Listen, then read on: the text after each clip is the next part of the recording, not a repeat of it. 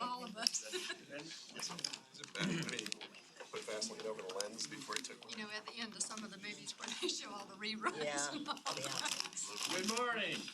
Good morning. Good morning. Thanks to all of you for being here for this meeting, which I think is a very important meeting. And look forward to the discussion today. First order of business is to adopt the proposed agenda. Are there any questions or changes to the proposed agenda? Hearing none, may I have a motion to adopt the proposed agenda as presented? So moved. Second. All in favor, say aye. Aye. Opposed, say no. And that passes. Next item of business is the September minutes. Do you have questions or additions related to the September minutes? Hearing none, may I have a motion to approve the minutes? So moved. Second. All in favor, say aye. Aye. Opposed, say no. Okay, that approves the September 12th, 2019 meeting minutes. The next item is the report of the chair. I'm happy to report that the chair has no report. Turn next to the committee reports. Let me first recognize Mr. Hancock for the report of the Audit and Enterprise Risk Management Committee. Thank you, Mr. Chair. The Audit and Enterprise Risk Committee met on November 12th. The notes and minutes from that published meeting are online. They got loaded up to Watch Docs.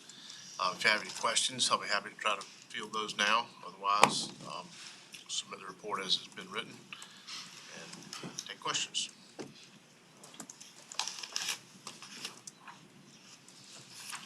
Any questions for Mr. Hancock?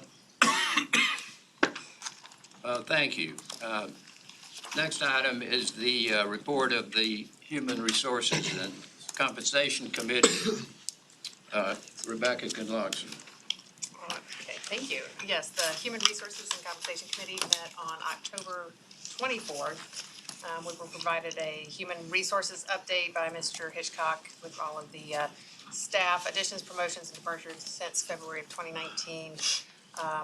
We also discussed the learning management system, the intuition know-how has been procured.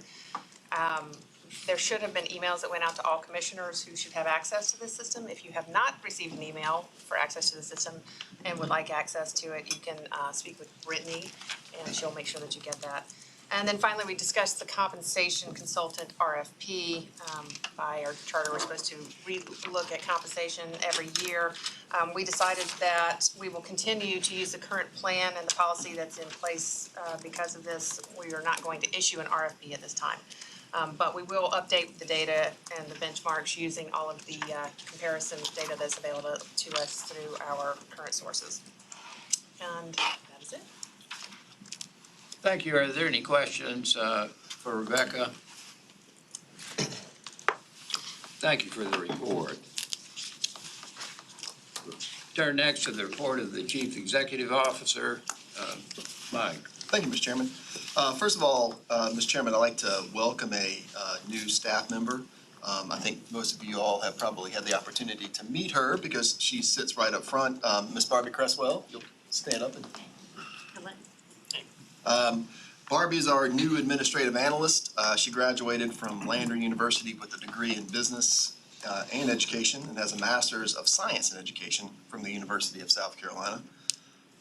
For the past 18 years, she was the director of the Union UMC preschool and kindergarten. So, you know, managing all of us, that experience plays in very well here. So she's been able to carry that over. And prior to that, she was an elementary school teacher for 7 years. So welcome, Barbie. Next, Mr. Chairman, I would like to present or have a little bit of a discussion on our agency business plan. This is a plan that the executive leadership team began developing back at our leadership retreat in August. And we've also involved staff across pretty much all of the agency, especially Brittany Story, Kathleen Shealy, Dory Diddy, and Barbie were very instrumental in helping us put it together, as well as the executive leadership team. This is a function recommendation from the 2018 report, and the business plan really focuses on kind of those middle and back office functions, what we need in order to, how we see the business functions that we need and how we see those developing in order for those units to support the overall goals of the agency. If you had an opportunity to review it, you can see that we've tried to ground it very much in the language that we would see that we also see in the proposed SIOP in regards to our purpose, our belief and our mission, and what we plan on is the strategic elements of it are talent management, increased independent reassurance, enhanced reporting and transparency, and to promote IT infrastructure and information security. The executive leadership team, so those are the 4 strategic goals. The executive leadership team will be tracking the progress towards meeting the goals, the initiatives, and the underlying objectives. We would anticipate that we will look at this at least every year, probably amend it every few years. And review will, of course, let the commission know of any new initiatives that we've added to this. This is not necessarily anything that requires the commission's approval. I just wanted to bring it to the commission for your awareness, for your situational awareness as to what we're focusing on from the business plan perspective. And so, but I'd certainly be happy to answer any questions. You have questions for Mike about the business plan? Anything else in that item, Mike? No, sir. Chairman. Okay, thank you.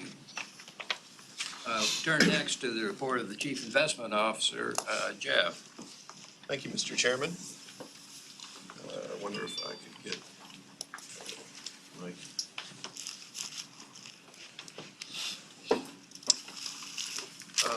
As you all will recall, one of our key initiatives is the implementation of the new performance framework, and we're here today to provide you the first live look at that.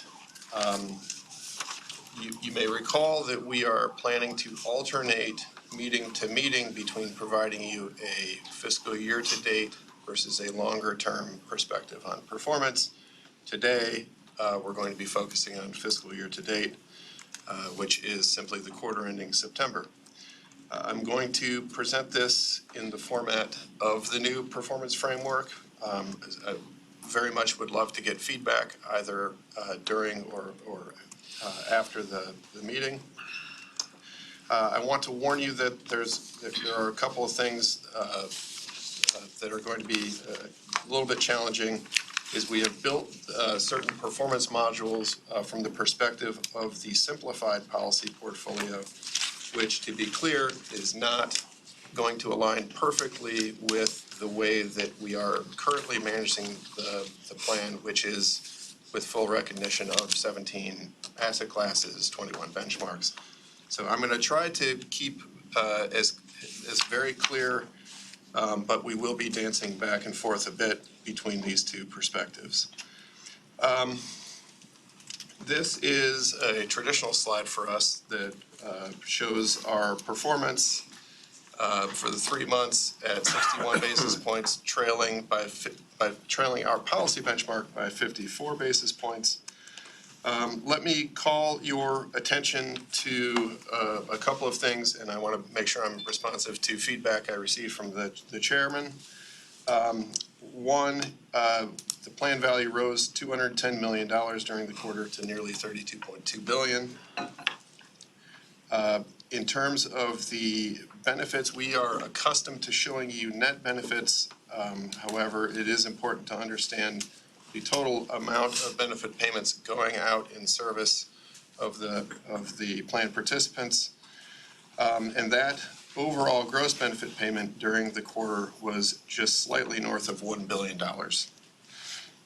As a reminder, we are not providing the net of fee peer rankings in our performance deck on a go-forward basis. These can be found in Makita's performance report. I will summarize for you for the quarter. We are 68th percentile, and for the trailing 12 months as of September, we were very slightly ahead of the median fund.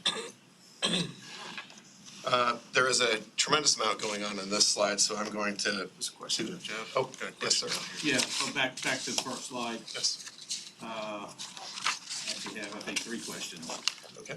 One, and I know you probably told me this 100 times, or I've heard it 100 times. Why does our benchmark always exceed the return, always greater than our actual in every time period? Well, it's been a more recent phenomenon, and I'm glad you asked because it's a good thing for us to be able to talk about. When we started making more meaningful changes to the plan back in late 2015, but most meaningfully in 2016, one of the things that I'm on the record as having said is I want the policy benchmark to perform better. So we need to have an effort on that. And when we make that better, it's going to make us better. We're gonna have to beat a higher hurdle. Okay. So there's a very intentional effort, and really it's flowing primarily through the 3-year number right now. Yeah, I'm just looking at that, yeah. actually maybe through the 5-year. I Yeah. see the 10 in the inception or lower, yeah. So that was made a priority 3 years ago, and all of the changes that we've made, both to the asset allocation, those changes, as well as to the benchmarks for asset classes, were designed to improve the performance of the policy benchmark. So we have gone out of our way to make that a harder hurdle to beat. Are fees a built-in difference? Because the benchmark doesn't Yeah, have fees, but our actual returns do? Frank, I would lean on you for a little help on this one. Some of your benchmarks do, if you're talking about like a peer benchmark, like in private equity, those fees are built in there. But if you're talking about like a public equity benchmark, then it's assuming no fees, whereas you are paying fees for your managers. So, but, well, for public plus 300, that actually winds up not having any fees in it for PE, but for real estate, there are explicit fees that are in both our returns, certainly in our returns, but also in the benchmark, so. The second question, in the 10-year, so our 10-year benchmark is less than 7%. So that's less than our assumed rate of return. What's that? Does that indicate anything to us about whether we're gonna meet the assumed rate of return? Simply, I would say if we are, I feel like your question kind of distills down to, does looking at the last 10 years serve as a useful forecast of the next 10 years? Is that a fair assumption? That's a fair assumption. Yeah, so ordinarily, I would say very much no, because periods of, and I think of that as being a function generally of equities. So if equities have a rough 10-year period, I believe that sets the table for a stronger 10-year period. But here, wouldn't we say Here, I think we have a good 10-year period? Well, we've had a good 10-year period, but what you've had is interest rates decline from pre-crisis levels. You know, I think of the Fed funds rate as being 5%, going to almost nothing for the vast majority of that 10-year period. So I think there's a nuance to it at this point where, and I think Frank's going to have some useful commentary to add too. Going forward, I don't think that, I don't know that it's a question that I would answer, you know, things look great going forward because we still have to confront this low rate environment.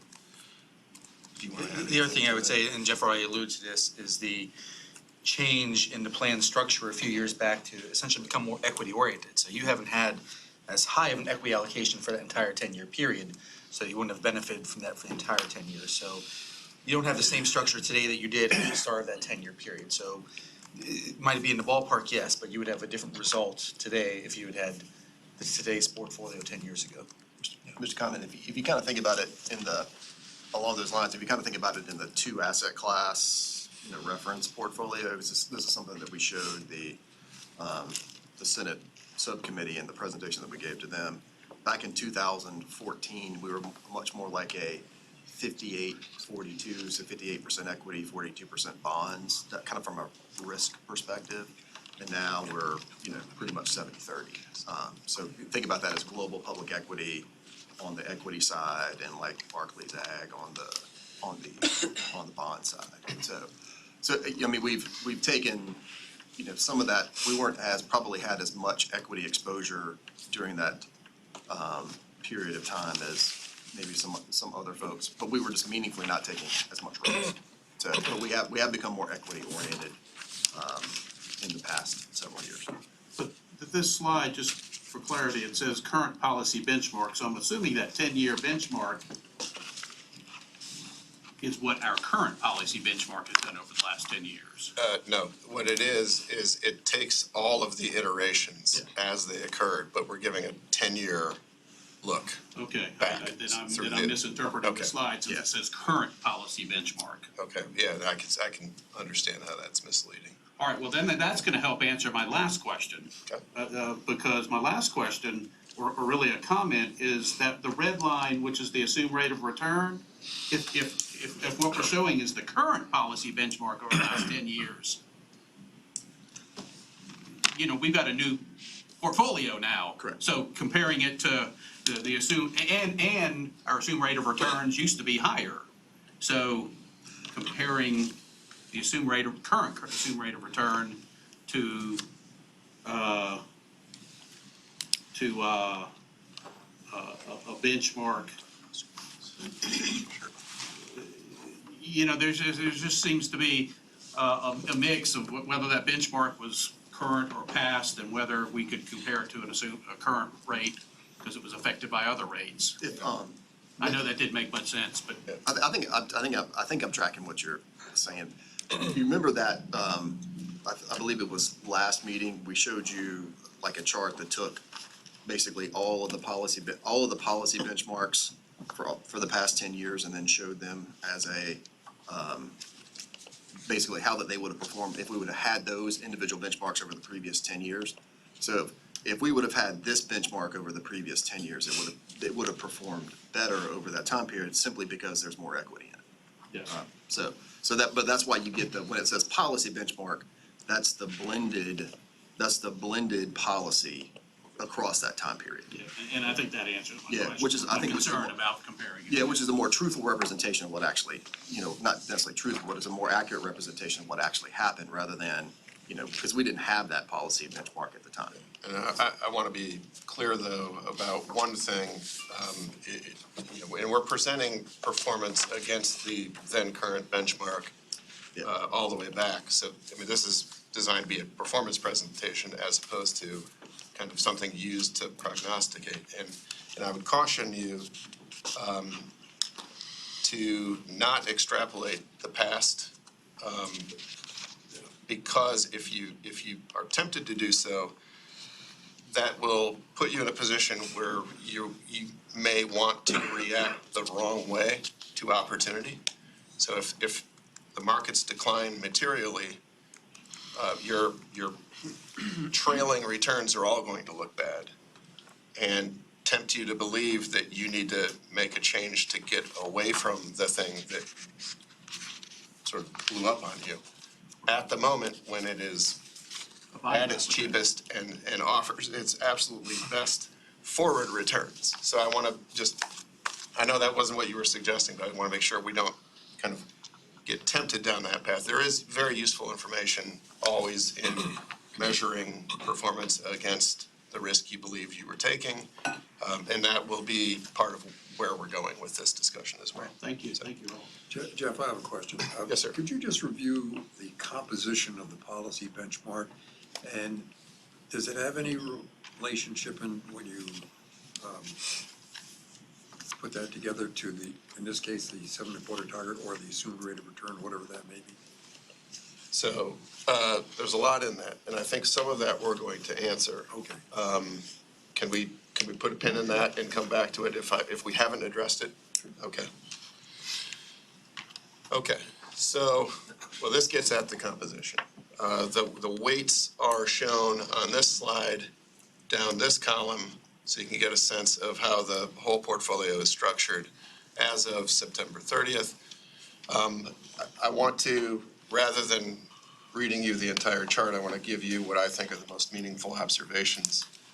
During the quarter, our private equity and credit asset classes underperformed, and this is due in large part to a continuation of a return drag from older investments. That is something that we will discuss later today. Returns for GTAA, mixed credit, and EM debt lagged fairly materially.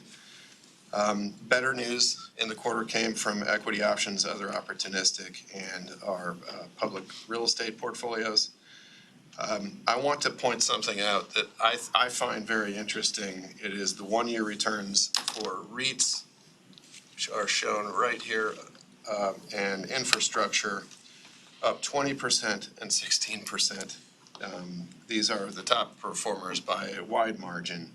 They're small allocations, but still certainly worth noting when the performance is that extreme.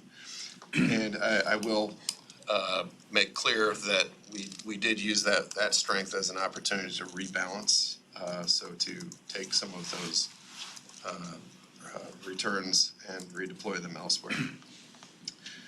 Finally, while our portable alpha hedge funds did add value during the quarter, they did not add value in the amount that we target. But I do want to make sure that that is understood. So with that, let me move right into. Just one question on that. I guess the question I have is, looking at the weights of the policy benchmarks, how do you select those? Are those related to some market percentages, or is that more arbitrary on our part, or is it? Well, that's the process that you want to. So historically, those have been determined by the commission. Those have been the asset allocation targets that you have set. So if the commission has decided we want to put 37.5% as a target to public equities, then that has been the allocation, hence the target set for the benchmark. So that would be how the policy benchmark weighting is determined. So, Yeah. if we do, as move along, make changes, those policy benchmarks then would change? Then the weights change, which is why we're saying that's what's changed historically. So it's really, if I understand you correctly, then those policy benchmarks are essentially set by us rather than any market relationship to a particular market? Correct. Okay. Along with allowable ranges around those targets. Yes. Okay, this is the new framework, and it's summarized in one page. This is using the actual current in effect policy benchmark, the 17 asset classes version. It will take time for us to build meaningful under the hood context for this, but we'll show you what we have in a moment. Goal of the framework, if you recall, is to be able to answer three main questions. Did diversifying beyond the reference portfolio add value? Did the deviations from the policy benchmark in a structural top-down way, did those add value? And then third, how well did our managers perform relative to their benchmarks? Over most periods of time, as you can see, the value of diversification has been positive. Not so for the portfolio structure and manager selection. In fairness, we were not using this as a framework and had not kind of defined the universe in this way until very recently. But let me give you some high level under the hood. During the past 12 months, we've been underweight core bonds, which has hurt us as the yield on the 10-year has gone down 170 basis points, which is an incredible move from 3.2 to 1.5%. Another factor in the longer term underperformance has been the structure of our public equity portfolio. We've made a handful of smaller tactical tilts that we'll review in just a moment. And then it is also important to note that our current positioning broadly is not terribly different from the policy portfolio, which you will see when we get to look at the portfolio through a risk lens. So question, Yes, sir. so the underweight core bonds, I'm just trying to apply this practically, that would be an implementation Yeah, that would be, decision. exactly. Yeah, but would the structure of the portfolio, would that be manager or manager only, or is that part implementation too? It's everything before the managers. So think of the policy portfolio as the portfolio, and I'm oversimplifying here, that the commission says that we should use as home base. We can move away from that, but to the extent we do move away from that, what I am advocating is we measure it. We measure it in this way using what we're calling the implementation benchmark. So those are decisions that we make to cause the portfolio to look different.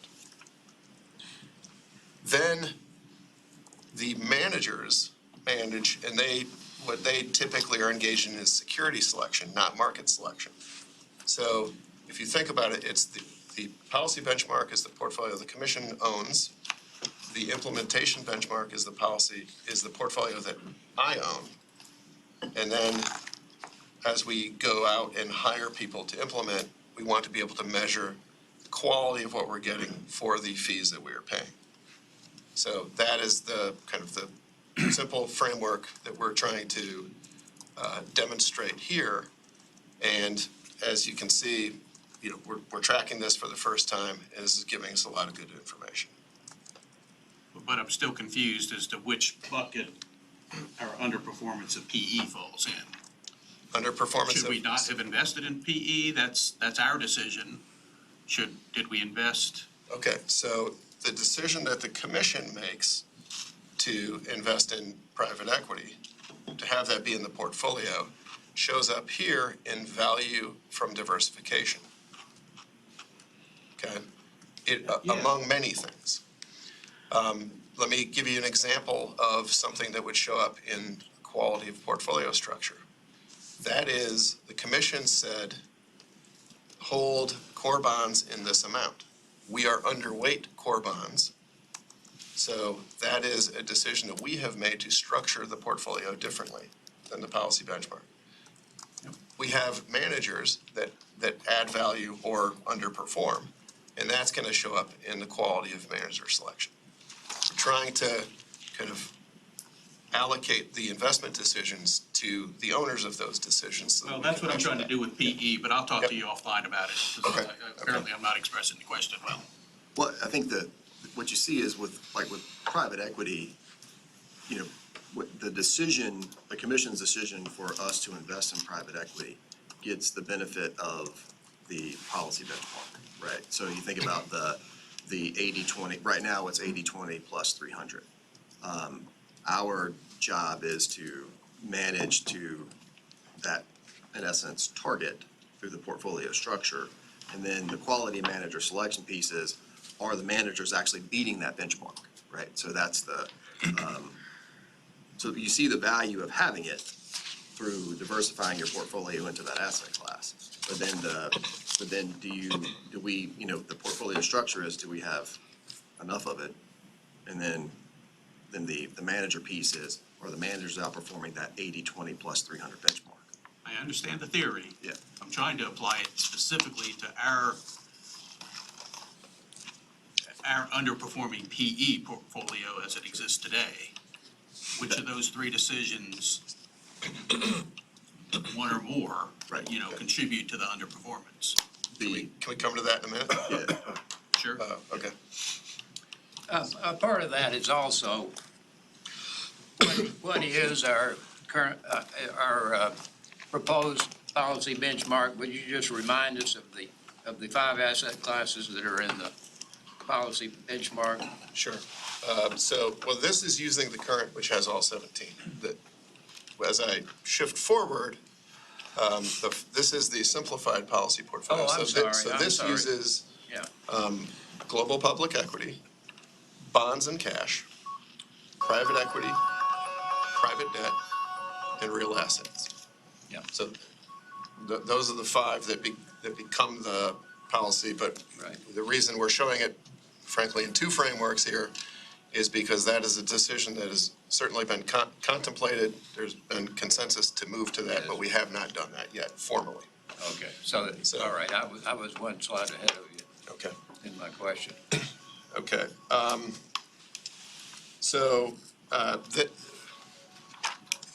Well, let me back up. Are there any questions before I push through? Okay.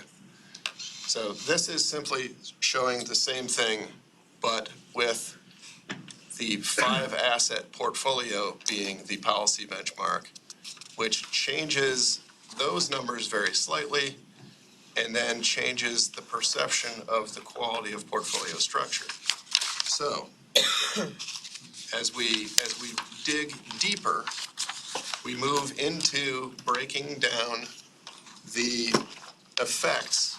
And let's start with the quality of portfolio structure. And again, we are showing this against the simplified policy portfolio, simply to make it easy for everyone to follow, so myself included. So what we're seeing here is the impact to the total plan performance expressed in basis points from these portfolio structure decisions. The decisions to be overweight or underweight an asset class, or the decision to have an asset class look different than the benchmark in the way that we construct it. So there are 3 more noteworthy impacts here during the 3rd quarter. When I tried to sort of gray out the other quarters. Core fixed income outperformed nearly every other asset class, save private equity and REITs. The simplified policy uses only core bonds as the benchmark for bonds plus cash. So during the quarter, the presence of any other form of fixed income, in this case, mixed credit, EMD, and cash, winds up being a drag on the portfolio.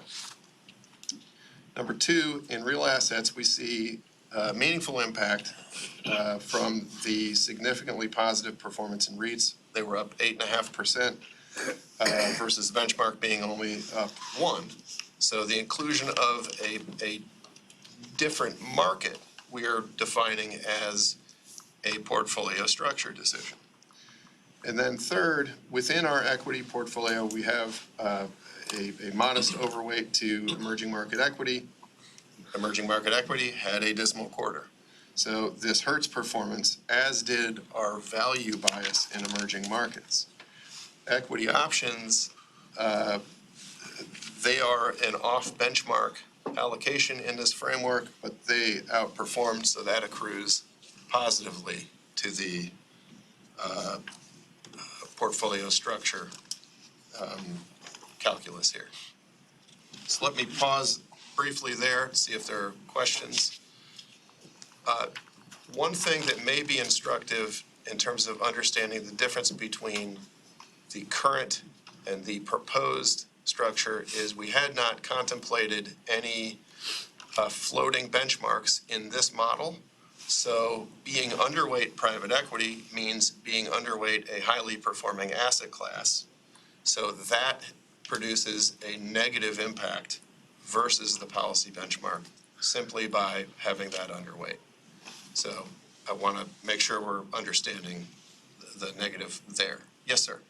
Jeff, I printed out the slides. I've got a different slide on page 6 than that, so I do too. that's been updated, I Oh, guess? yes, we made a couple of changes specifically that related to the Portable Alpha hedge fund excess return, but we made, I don't want to speak for David, but we made some changes to the model that we felt were more accurately capturing the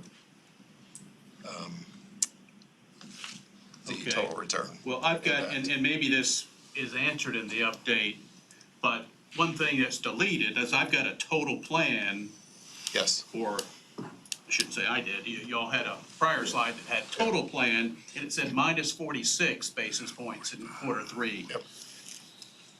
Just to understand how this works, wouldn't the total plan be the basis point gain or loss we had for the quarter? the impacts, so close. Because I see we gained 0.61% for the quarter, so, and this says minus 46, so that's So what you're, 50 basis points difference. yes, we're using a performance attribution framework, so you're going to have something called an interaction effect, which is anytime you try to link periods using performance Brinson attribution, basically, it makes it very challenging. You can't just simply sum them. There's not a great way to link periods, so there's something called a multi-period attribution, or a multi-period interaction effect, which is a part of that. The other thing is there were a couple of small impacts that we didn't believe merited a standalone treatment. So we didn't want to have the total of the asset class portfolio structure produce a number that was incongruous with this, because we still need to have that footnote. The footnote here is attempting to kind of explain the changes, impacts expressed as basis points at the plan level, excludes interaction and other minor performance impacts. So we did make a change to the way that we were treating Portable Alpha to make it align with what I believe is a very simple observation that we made about the value add, both from portfolio structure as well as manager selection. I can go a lot longer on this. I'm trying to No, I'm just, be merciful here. I'm just, that probably works out all in the mathematical world, but not tying back to our return concerns me a little. It never will tie perfectly, to be clear, because we're talking about multi-period attribution. So there will always be a residual. It will likely be a small residual in most periods unless there is a meaningful reversal, or frankly, could possibly just even a very meaningful move. The shorter the period, the less that sort of interaction effect, or almost think like an error term is. So if you're looking at if you did the attribution for a single day, there basically wouldn't be any interaction effect. Once you get to a month, there's a little more. Once you start to get into a quarter, then you start linking together multiple quarters and years, then that number starts to grow. And honestly, performance attribution becomes less meaningful once you get more than, say, 3 years out. Okay, thank you. So shifting to manager selection, what we are seeing here is a continued struggle, candidly. Our private equity and private debt performance both had rough quarters. GTA underperformed in the quarter. We have, this is a portfolio that, if you recall, we restructured, I believe, 2 years ago. Our returns haven't yet caught up with our expectations, and we're continuing to spend a lot of time on in oversight of those strategies. Finally, I'll call your attention to the Portable Alpha, which we are expressing as an excess return, which is another reason that these effects are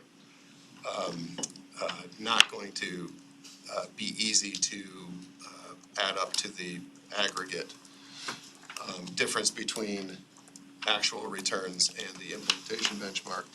The Portable Alpha hedge funds were showing an excess return basis over LIBOR. In aggregate, here we are showing them over the HFRI benchmark. which is a hedge fund benchmark.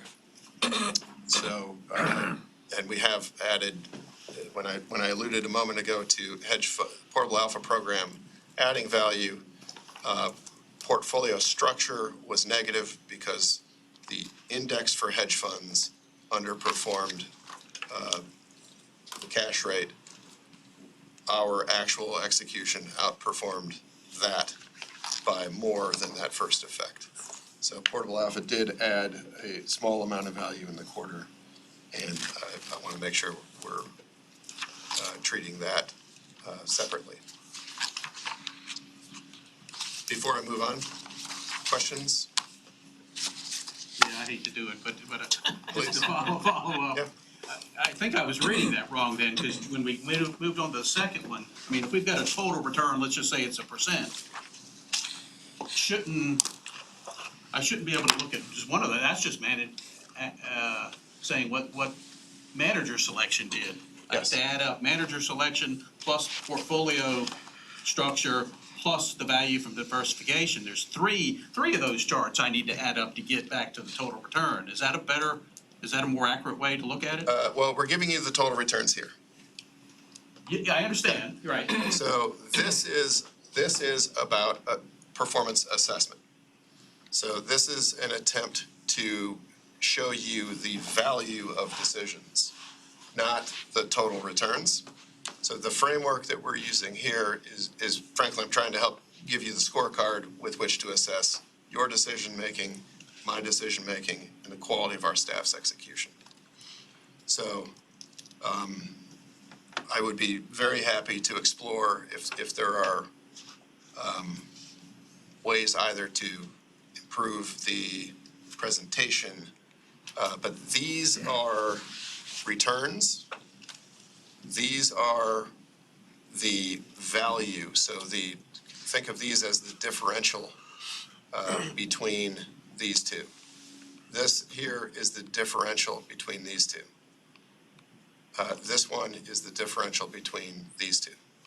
So we're simply trying to build that basic framework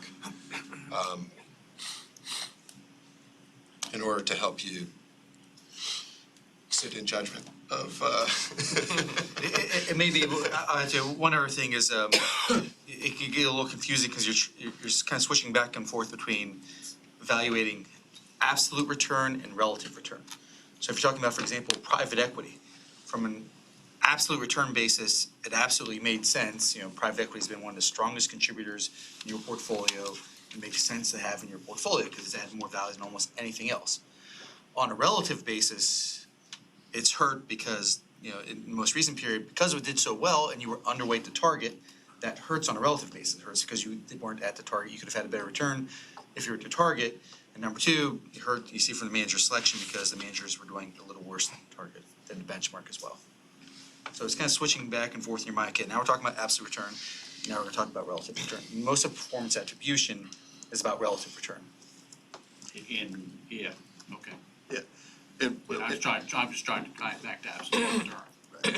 And one of the benefits too, I think, is that you see that's more beneficial to this structure than what we had before, is we were just comparing absolute return versus policy benchmark, which doesn't disaggregate the decision between how we've structured the portfolio versus how managers have performed. So even though it does add kind of an additional layer of complexity and causes you to have to kind of switch back and forth a little bit, it provides you with more information as to what's going on under the hood and how to attribute. Because what you would ultimately see previously is you would see that we underperformed. The policy benchmark for the fiscal year to date was 1.15 and the portfolio was 0.61, so we underperformed the policy benchmark by 54 basis points, right? But this tells you where that underperformance came from. Where the majority of it in this instance came from portfolio structure, and then some of it came from manager selection. And then you can dig even deeper into that, but that gives you kind of the high level analysis that's different than you get now. Yeah, and this is, as I'm on record as having said this is born out of a frustration of mine in being able to attribute performance effects to decisions, either intentional decisions or even unintentional decisions. And if we have unintentional decisions, allowing a strategy to drift unrebalanced. If we are allowing that to happen, we need to be measuring the effect of that. So this is designed by me, for me, frankly, but I want you to benefit from the perspective that I'm gaining from this. And this is gonna help me, it already is helping me, understand, important contributions to both risk and return in our portfolio that we previously did not have a clean, clear way to measure. And I'm not gonna say this is easy. David King, if I say the wrong thing, he's right behind me, and I know he's right behind me. He may strangle me, because he has spent untold hours trying to bring this to life and done a lot of great work in service of doing so. So, we're gonna continue to improve on this, both the time covered, but also the depth of what we're bringing. So we hope to continue to push this forward. Let me shift gears, if I may, to our asset allocation. And I am showing our individual rolled up weights on the left, but then breaking it out into something that resembles the current policy on the right. I'm not breaking all asset classes out. I'm breaking those that need additional articulation. So our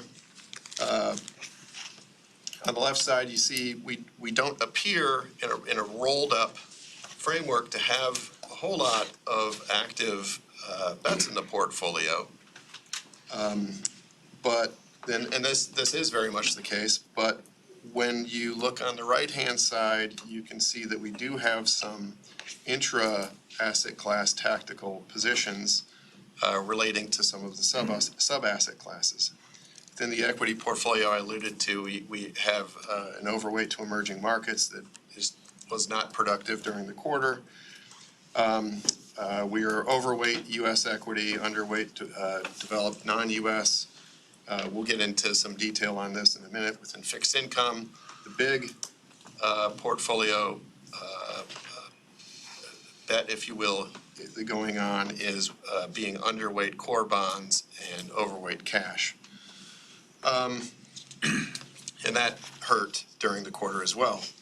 So let me, before we move into the detail, let me share with you, I don't want to just look at a point in time and then next quarter we look at a new point in time. I think it's helpful to understand how these positions change during the quarter, so you have oversight of how the portfolio is evolving.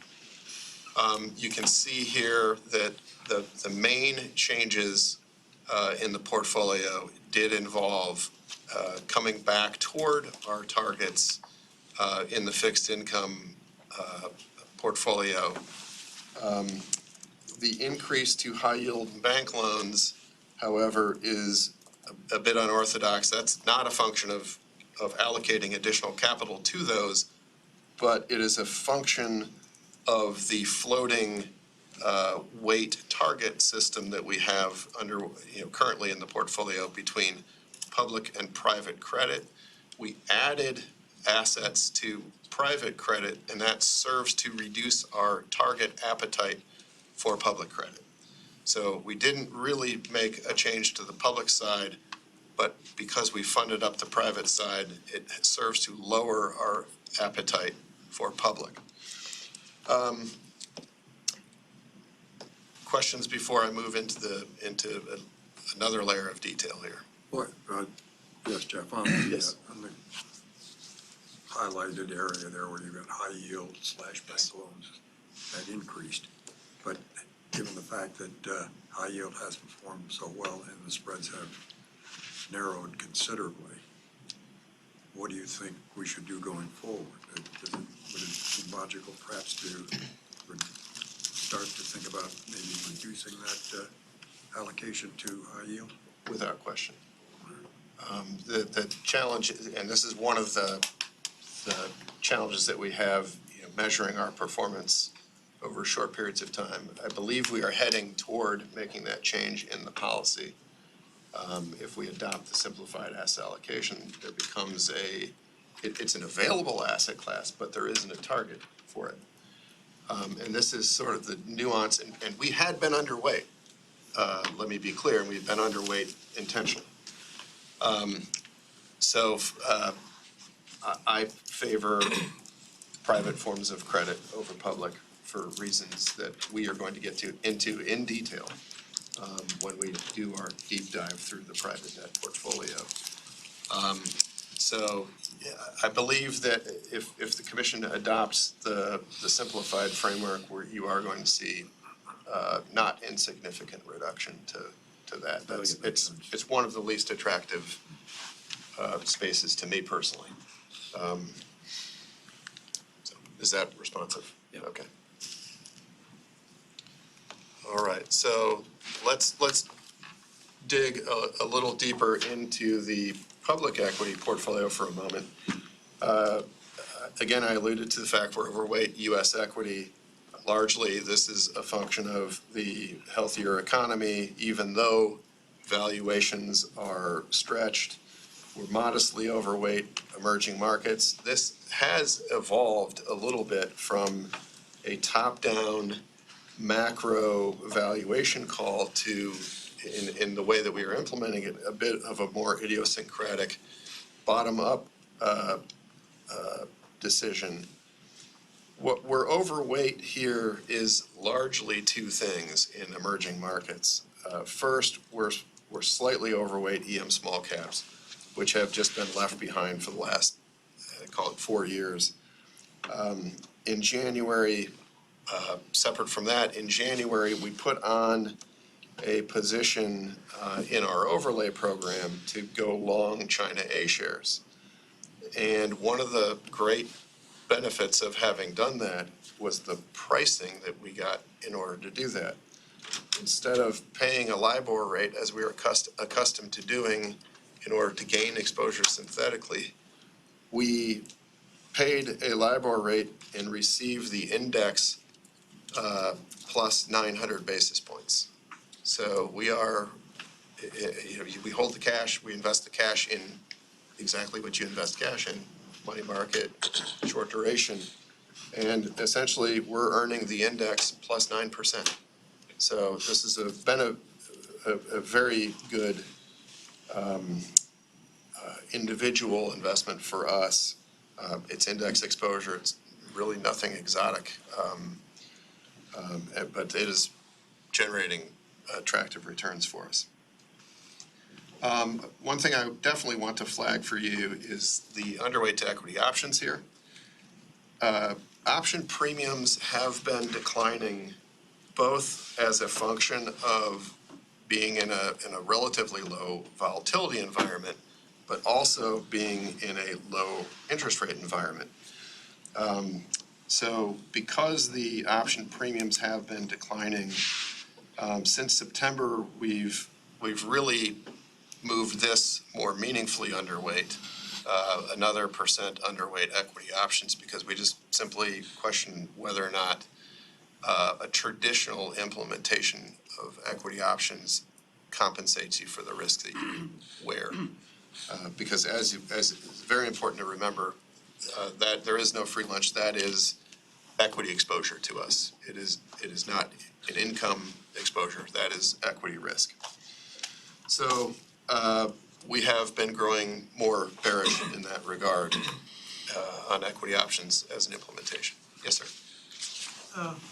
Mr. Berg, who makes the, I guess most of our global equities are kind of managed by I think two firms, if I'm remembering correctly. Who makes the decisions about allocations to U.S. equity versus developed versus emerging markets? Are they just going after a benchmark, or are we telling them, hey, we think we go more U.S., go more emerging markets? That's us. The two. So we instruct them. No, we don't instruct them. They are running index products for us. Okay. So we have, you may recall, we have a passive menu with BlackRock, so we can add to an array of things. We have the overlay portfolio, which is a way that we can take targeted exposures. We can do it by funding managers differentially. Yes. So we can take money from our global manager and give it to a US small cap manager, and that will effectively reduce the amount of non-US and Okay. increase the amount of US. Well, that answers So, the question, yeah, I yeah. just wondered if those managers made those decisions. Always happy to give you the half-hour answer. Yeah, no, that's why I cut you short, because I know, we got a lot to discuss, So- but thank you. All right. So with respect to the bond portfolio, I've already said a lot of this, but we continue to have sizable underweight to core bonds. If Treasury yields fall from current levels, you hear people starting to talk about wanting negative interest rates in the U.S. If we go that way, our portfolio will underperform. That is not what this positioning what would benefit this positioning. If yields rise, however, I do see us adding exposure back. In the meantime, how we are positioned is very liquid, and in a position that we can have flexibility to react to opportunities across the portfolio if, as, and when they arise. So this is the last slide. I want to give you a look at a high-level risk report for the total portfolio. We've tried to structure it to be consistent with the boxes. Let me tell you what you're looking at here. The top row is our expected near-term volatility. In each case, it is much lower than the risk figures that we talk about with Frank when we do our annual asset allocation work. And that is because these figures are based on more recent observations of volatility. So why is this the case? Why is volatility low?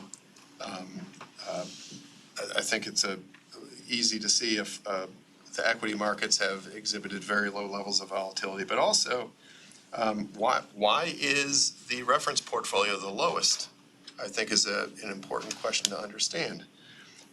It uses a 30% allocation to core bonds, and core bonds have, as I alluded to, they've ridden that the declining yield curve, which has been a wonderful environment for the reference portfolio, both from a risk and return standpoint. The implementation benchmark has had slightly higher volatility than the policy portfolio. It's important to understand what that's due in part to our equity overweight and lower core bond allocation. It is also due to the fact that is where we are loading in the risk of portable alpha. And to be clear, portable alpha adds risk. And in the last box on the right in the top row, we see that our managers are collectively taking a bit more risk than their benchmarks.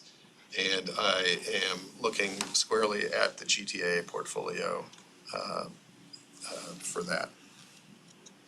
The second row on this page, the tracking error row, let me remind you, tracking error is a very common measure of the difference between a portfolio and its benchmark. The higher a portfolio's tracking error, the greater its potential for returns that deviate in a material way from the benchmark. In a few minutes, Frank and Roberto from Bermuda are going to talk to us a lot about active risk, and tracking error is a useful measure of active risk. And finally, we have tracking error estimates for two of the three portfolios, two of the three portfolio comparisons. It is not surprising that the tracking error between the 2 asset reference portfolio and our 17 asset policy benchmark is considerable at 141 basis points. Tracking error from our portfolio structure decisions is estimated at 41 basis points. We expect next time we see you, we'll be able to provide you a tracking error estimate for the final box that would relate to our managers. We are still in the process of getting fully comfortable with our risk system, but that's where we're going to source that. So we are going to continue exploring ways to provide you better insight into the plan's risk, the plan's return, all in service of helping provide you better oversight of what we're doing. So let me pause for questions.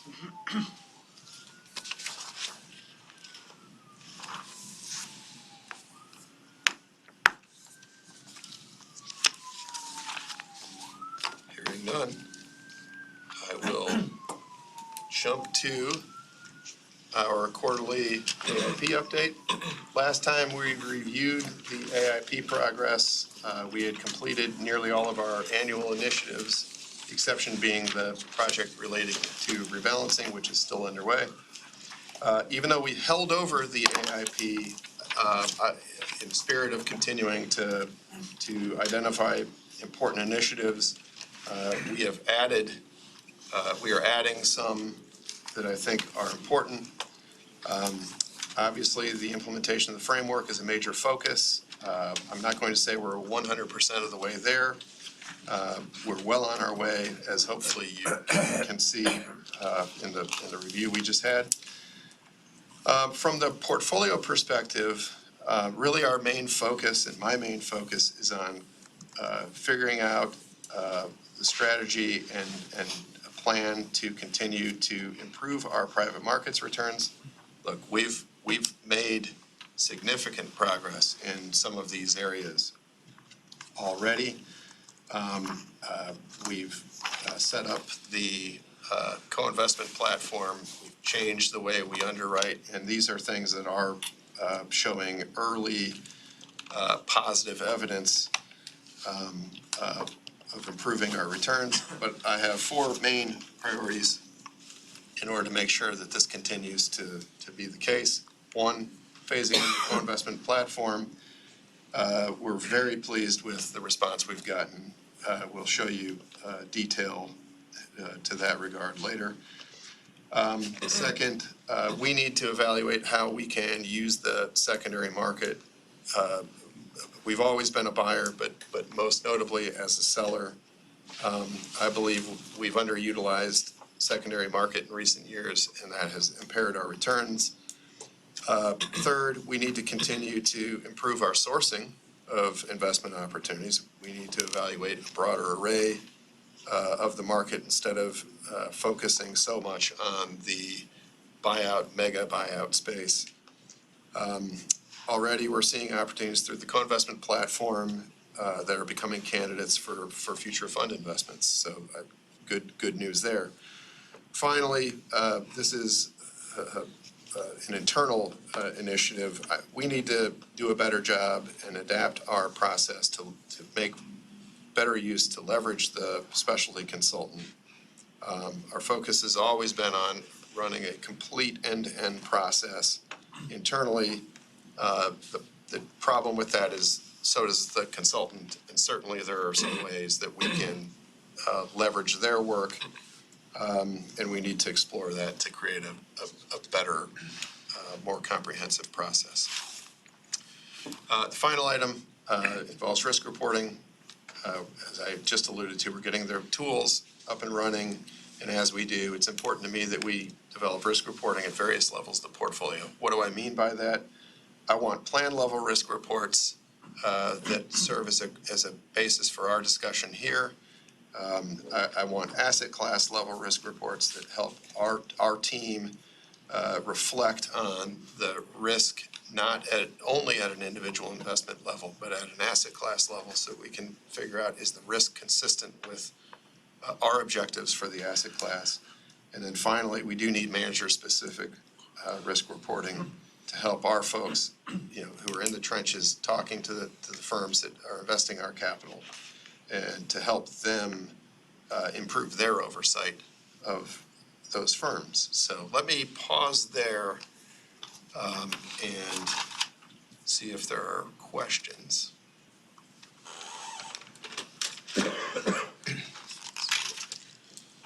The traditional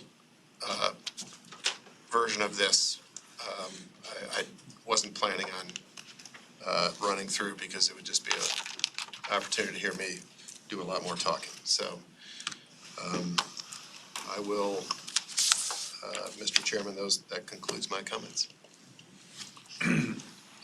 Our actual portfolio is our actual portfolio allocation currently already in line with the proposed policy benchmark that we're talking about? It is not, well, it would be in line from the sense of within the allowable ranges. Yeah. But it is not the portfolio that reflects very simply the five with five benchmarks. We do still use the full palette, if you will, of investment on asset classes that we are currently in the benchmark. So there is if we move in that direction, there is a need for us to develop that transition plan. Is that, okay, make sure I'm answering the question. So, that concludes my.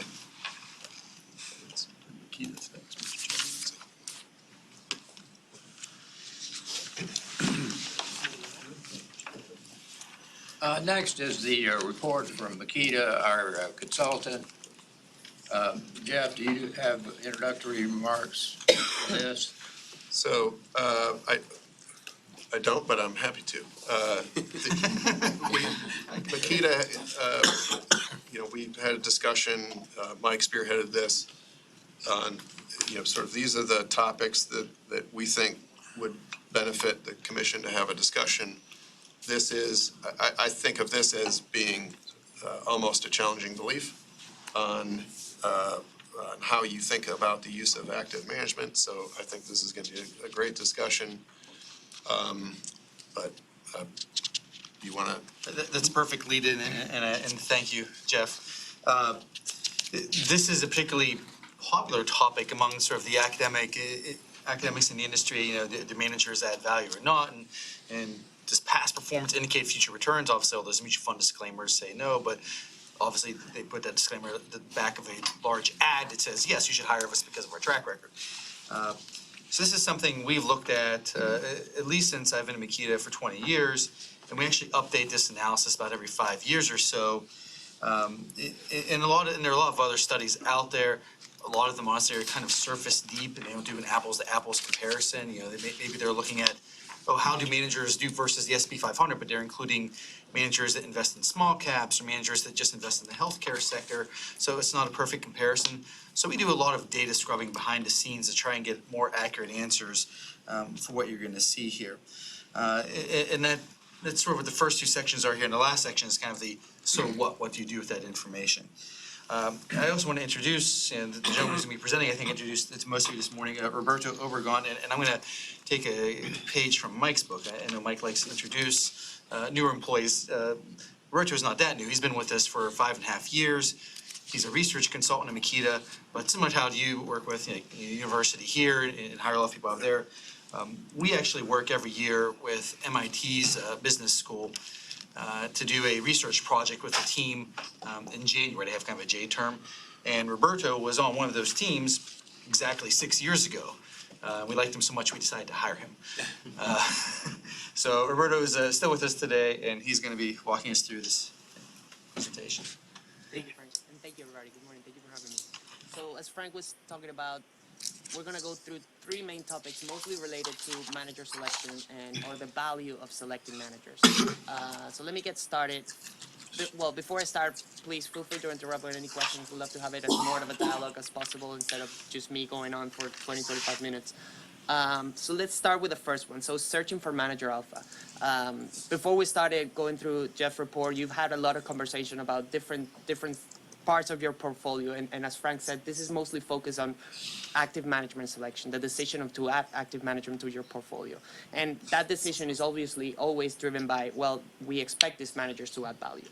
And that's what we're trying to answer with this first part of the research. Do active managers add value? The clear answer, unfortunately, there's no clear answer. It depends. It depends on where you look at, what type of asset classes you look at, what type of mandate you're thinking of. But in general, the answer unfortunately leans more towards no than yes in the general sense. It's not that it's impossible to find a manager that adds value, it's just it's a very challenging process. So before any way, let's look at the results of the strategy. We like to start with the results because I think anchors the conversation very well. So these are the asset classes that we looked at. And as Frank said, we spent a lot of time going through the data, trying to find better ways of measuring how a manager is performing relative to a benchmark and what is a benchmark that we should be relatively judging them to make a fair assessment of their abilities or of their skill or even luck in sometimes. So if you see the table here, the results are not very encouraging. For the asset classes that we looked at, most of the median outperformance is either negative or it's very small. And this is, mind you, this is gross of fees. You see here on the right side, you see the inception of the benchmark. As you see, different asset classes have more history than others. So, for example, U.S. large cap, I think, is the one that we have largest, or maybe U.S. core bonds as well. And you can see the median, for example, the median manager in large cap does not outperform, even gross of fees. So that puts us just at the beginning at the average manager does not add value, gives you the idea that this is a very challenging process. There are a couple of pockets where at least a median manager continues to outperform in average gross of fees. We can see that in emerging markets, small cap, and in a little sense high yield. Just very, very little. And all of that, unfortunately, especially for high yield, when we look at it, this results, as I told you, is gross of fees. So fees, as you know, is a very important part of the conversation when thinking about active management. So when we look at fees, let me see if it, oh, there it is, yes. When we look at fees, the conversation becomes even more challenging. We saw that median outperformance was very little, close to zero, even negative in some places. But when we add the median fee, it means that none of the managers, at least at the median level, think about the average manager, does not add value when you take the fees out. Net of fees, median managers does not add value. That's not very good news we're out here giving you today, but it's what the data tell us. Fortunately, and I think we show that in the second column in terms of median fees for plans like yourself, you can leverage your size, and depending on the situation, sometimes you're able to negotiate lower fees, which obviously helps capture or retain some of the value that you can get from active management. I assume emerging markets is emerging markets equity? Emerging markets equity, yes. It's only equities. For debt, we didn't focus on emerging market debt because the history is much shorter. As you will see with alternatives, there's not a lot of managers in the universe. So it's just more difficult to get reliable data. So as I was saying, net of fees, when we look at the outperformance we saw before and we take out the fees, the median manager rarely outperforms. So what does that mean in general? It means that it's a very challenging process to active management that adds value to your benchmark. So we looked at it in terms of median outperformance. What does the median or average manager does relative to each own asset classes? Another way of looking at this is trying to judge the performance or the relative potential performance of active management is by looking at interquartile spreads. If you're not familiar with that measure, an interquartile spread basically gives you the distance between the top quartile performer and the bottom quartile performer. So it gives you an idea of how dispersed the distribution is. Obviously, when we're thinking about active management performance, we would like to see broader or higher spreads or broader distribution of performance, because that would lead us to know, well, if we have some ability to pick outperforming managers, that means we have greater ability to find increased returns. Yes. So do you think of that scaled to the cost to be active? Or here we're just talking about just the dispersion? Just the dispersion, yeah. The cost of it, I think it's dependent on the asset class per se, I would say. Yeah. So as you would see here, there is higher spreads in different asset classes, and it's consistent with where we saw higher active management outperformance. You can see it here in emerging market and U.S. small cap. However, I wouldn't say that's necessarily just related to the quality of the management. That also is related a little bit to the characteristics of the asset classes, because volatility, how volatile an asset class is, also drives how much spread you can get into these different asset classes. You can see general here, the same thing, right? Small cap, emerging markets show a little bit more spreads relative. All equities, I would say, show higher spreads relative to all bonds, which is kind of understandable because we tend to think of bond asset classes as being less volatile or less risky than equity asset classes. Moving on to alternatives. This is, before I go and talk about alternatives, I just want to say all of our analysis in alternatives is much more limited than our analysis in the traditional public market asset classes. And that's, as you probably are familiar with, it's just because there is less data, less reliable data, less track record, less number of managers. So that makes our analysis a little bit more limited. What we try to do here is, instead of looking at just the median outperformance, we try to show you a little bit of an idea of the interquartile spreads in some alternative asset classes. And you can see, especially in the private markets, interquartile spreads are much wider. That would tell us there is a potential opportunity to add more value in private market asset classes because the spreads are much wider. However, again, we must give the caveat that the databases are not as complete. There is less transparency. So, for example, there would be funds that are different classifications that make the analysis a little bit more challenging. But nevertheless, we were expecting a result like this. We tend to see more dispersion in asset classes that we think are a little bit less efficient per se, like private markets. The other caveat with this is, think of this as a double-edged sword, right? If you're very good at picking venture capital managers, you can add a lot of value. But if you're very bad at picking venture capital managers, you're going to detract a lot more value. Yeah, that's a very, very important point with the spreads as well. Yeah. Another way of looking at this is, instead of looking at one point in time, as we saw a little bit of snapshot through whole history, we're looking at it in a time series perspective. You see how the outperformance has evolved. We're only showing a couple asset classes here, but the picture is similar for all of them. We can see in terms of manager outperformance here, we're showing large cap and small cap, both domestic. Two main things. So in general, we see a trend that's decreasing. It's always around zero. So it's not, we haven't seen I would say a consistent time where there's been median active management outperformance. But the other thing that's interesting, and we've done some research about it, we're happy to talk about it in a future time. We're actually working on a paper on it, is there is some cyclicality in manager outperformance. You can clearly see it here. It may be driven by different economic factors, by business cycles itself, but it's something to keep in mind when you're thinking about asset management. But most related to our job here today, or work here today, is that as you see the latest days in the most recent period, it just trends very, very close to zero, and that just makes it a very, very difficult or challenging process when standing at the average manager performance. What do you think is causing what looks like an erosion in domestic small cap? It's difficult to say. I think with time, I tend to think markets get more efficient in general. There's more capital that flows through them. I would say 20 years ago, small cap was already sort of like a not very used space, and people were starting to think to invest in it. But when capital starts to flow through these strategies, it just makes it more competitive, and it just makes it more difficult for the average manager to outperform. And I think that's the key, the average manager to outperform. Well, I mean, the other thing I'd point out, like private equity now has about 9,000 more companies from about 2000 to today.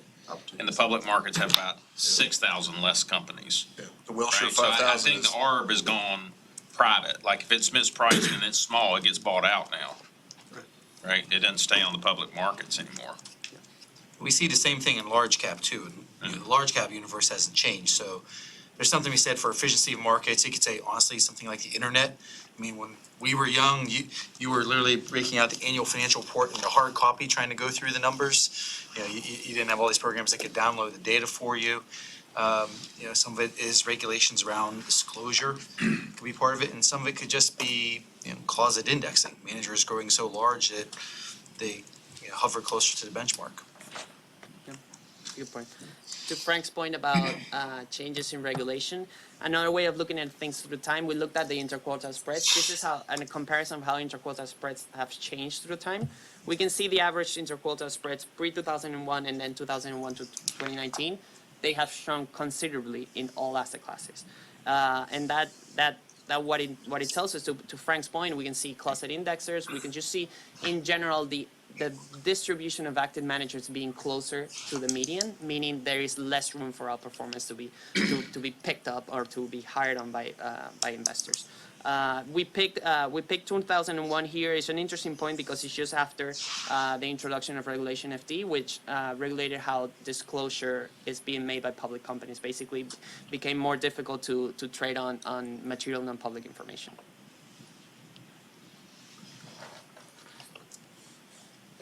Another way of looking into interquartile spreads to time. Here we're showing a couple asset classes. The trend is similar for all the asset classes we showed in the analysis. Decreasing tendency. Again, some cyclicality, some points in time where spreads tend to pick up quite a bit. And if you pay a close attention to the dates, they tend to coincide with for example, the tech bubble in the 2000s, the global financial crisis in 2008. So there is maybe some relation we can expect, but in general, what we're focusing here is that interquartile spreads have had decreasing tendency through time, and it's true for all asset classes in the study. So let me stop here. This is Manager Alpha. Is the first topic on the agenda we want to talk about. Just to summarize quickly, the active manager has not added value on average on all the asset classes we looked at when we discount fees. That does not mean that active management in general adds value. That just means that if they're average not adding value and the interquartile spreads are very narrow, it just makes it more challenging and very difficult to pick active managers over the long term that will add value, per se. Any questions? So does that, a conclusion, I'm wondering, is if you're going to pursue active management, you go back 10 years ago, and I think when we had some large cap, we moved away from that probably about 10 years ago. But we had like 5 large cap managers. So the odds of having a portfolio of 5 reveal a benefit from active management is very low. It's very low. Yeah. Okay. The odds of having a large cap US, a portfolio of 5 large cap US managers are all outperforming and given going time is very, very low. It's like finding a unicorn. Yes. Okay. Especially taking into account the fees as well. Finding 5 unicorns. It's like a herd. So let's move to the second point into our analysis. So we looked at Manager Alpha. We saw it's difficult to find.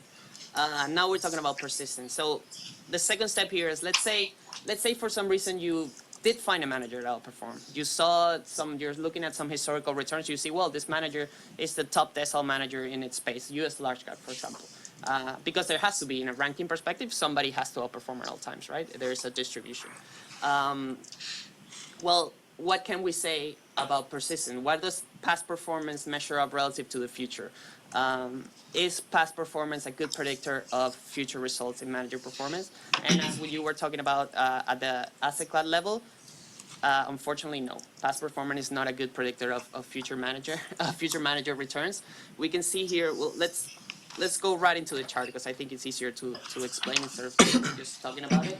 And it's a chart that we like a lot.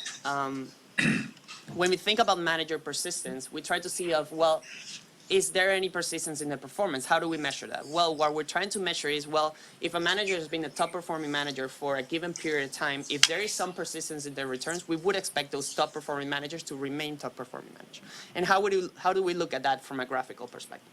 Here, what you can see in the page is 2 scatter plots. If you're not familiar with a scatter plot, it's basically a graphical representation of the correlation estimates. On the left, you can see the average heights of parents versus the height of the child. And you can see some sort of positive correlation, right? The higher the average height of the parent usually leads to higher height in child. Well, on the right-hand side, there's unfortunately nothing to see, right? It's just points all over the place. There is no clear tendency. And what that tells us is there really is no persistence. It almost seems like everything is random. What I would say is just the other caveat to the data, well, a couple of things. This is for US large cap. The picture doesn't really change for all the asset classes we covered, the traditional asset classes, I would say. And the other thing is just, I don't want to say there's no persistence at all, it's just that it's random in average. Obviously, there are some managers that we would like to pick. You can see top right-hand quadrant is the managers, the points are will be managers that have been top decile for the previous 5 years that were able to stay top decile for the next 5 years. So those exist. The issue is that overall, in a distribution sense, it's just there is no clear tendency. So there is not an easy way to pick or find them. Are there any markets that you looked at where you see the correlation? Not strong. No, not really. Unfortunately, the only caveat I will say this is we have this type of analysis for the asset classes we covered. So U.S. large cap, U.S. small cap, high yield, core bonds, EM, and EM. Public And markets. developed, public markets, very traditional asset classes. But no, all the pictures are very, very similar, unfortunately. Another way of looking at persistence, just not from a correlation perspective, is thinking about, well, where do top ranked managers land after a 5-year period? And we can see what we would expect if there were some persistence in the asset class or in manager performance, we would see that a top ranked manager, say in average a top decile manager, would stay near the decile, right? But unfortunately, we don't see any of that. We see that after 5 years, the top ranked managers are much lower ranked in average with a very wide standard. We're not showing the standard deviation here, but what we'll say is just, again, it talks about the randomness because the decile it's lower and the dispersion is high. So there's not really a way to show persistence in the top decile managers, even if you were able to identify it exposed. And One irony is that it's not even mean reverting. It's not that top decile managers then become bottom decile managers. It really is kind of random. They tend to go back toward the median across the board. So the top decile managers go back toward the median, and the bottom decile managers go back toward the median. that's with the bottom decile managers, that's assuming they're survived, right, relative to perspective, because we're taking into account that managers that have been able to have the whole history. So we can look at them. Another way to look at this, talking about getting better into the index, an interesting wrinkle we looked at this is looking at younger funds. So funds that are less than 5 years old, and how does their performance fare relative to the overall universe in terms of persistence. So what we see here is that there is a significant amount of young funds, I mean, we define young in this case as being less than 5 years old, that are either in the top or bottom deciles. And I think that makes intuitive sense after looking at the data, because younger funds are in general smaller, they have lower assets under management, so they have a better ability, they can be more nimble, and they can differentiate themselves a little bit more relative to their peers and relative to the benchmark, which may lead to them presenting more extreme good or bad relative performance. You can see here the percentage on the last column, the percentage of firms that were less than 5 years old in our analysis, and you can see there is decent percentage of firms that are 5 years old in the top and bottom decile. So what the only thing we can say here, it doesn't play directly to persistence, but it gives you an idea that the younger funds have some potential to be a little bit more different than the benchmark. But as Frank said, double-edged sword. It can be either very good or it could be very bad.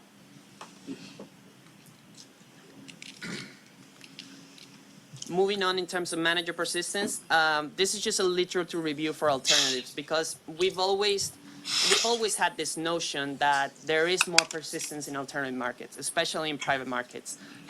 There is the ability that the top-end managers continue to be top-end, especially in private equity and asset classes like maybe even hedge funds. However, we did some literature review. We tried to find some research out there, and there's really not very specific research that can talk to that. I think there's challenges similar to the result to our research in Manager Alpha. It's just that with private markets, there is just much less available data. So it's very difficult to get very strong conclusions, as we can see with public market equivalents. So what I would say in terms of persistence in alternatives, I say the jury is still out. There's not a way to give a clear conclusion being there is not persistence. There may be a bigger opportunity for persistence, but we don't have the data to confirm it, so we're not really want to have strong conclusions on it.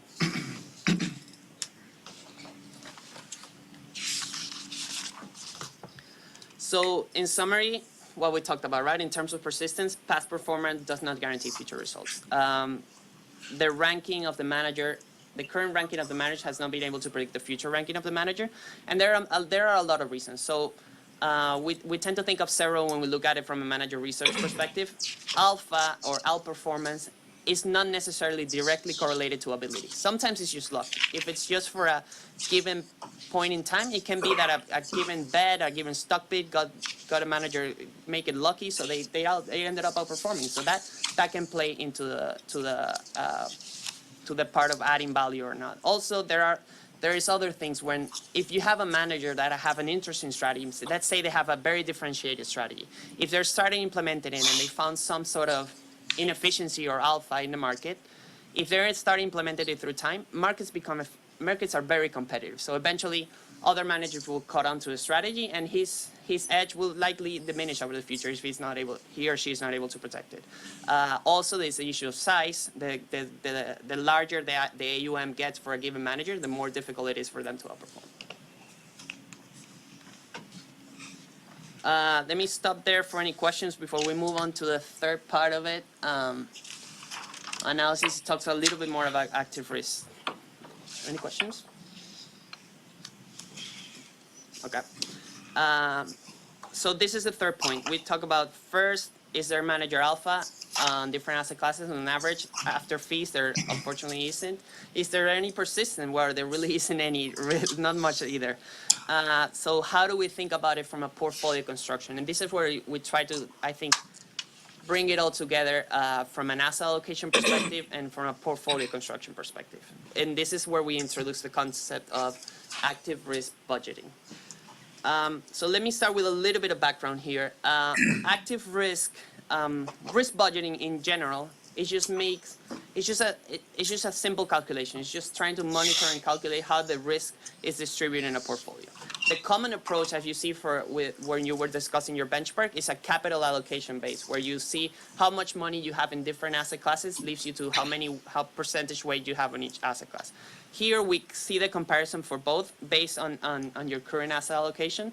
We can see that from a capital allocation perspective, for example, in equity-like strategies, you're around, I would say, 50%, but when you look at it from a risk perspective, the risk allocation you have to different asset classes is very different. And this is where we're trying to focus on. We're trying to focus on how the risk allocation varies depending on the manager you pick on. And that is active risk, how different your returns are expected to be relative to your benchmark by your implementation decisions in either active or passive management.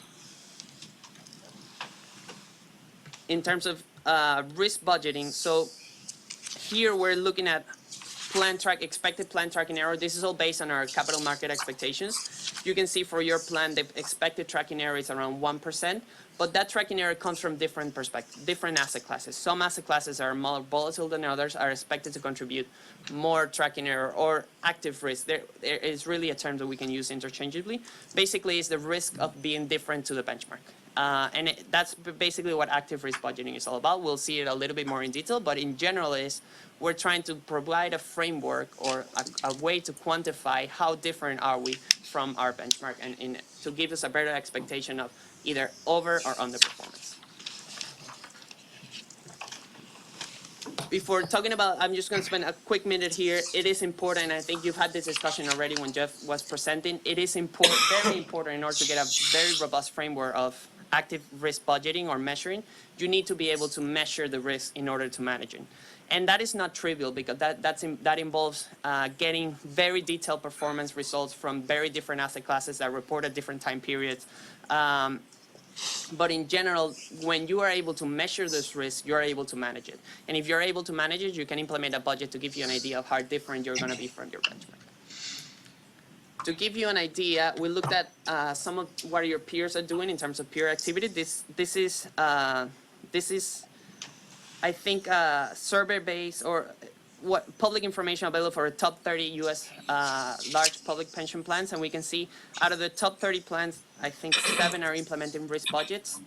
We can see that, I think I want to highlight 2 things here. First one, the risk budget can be implemented at different points in the portfolio.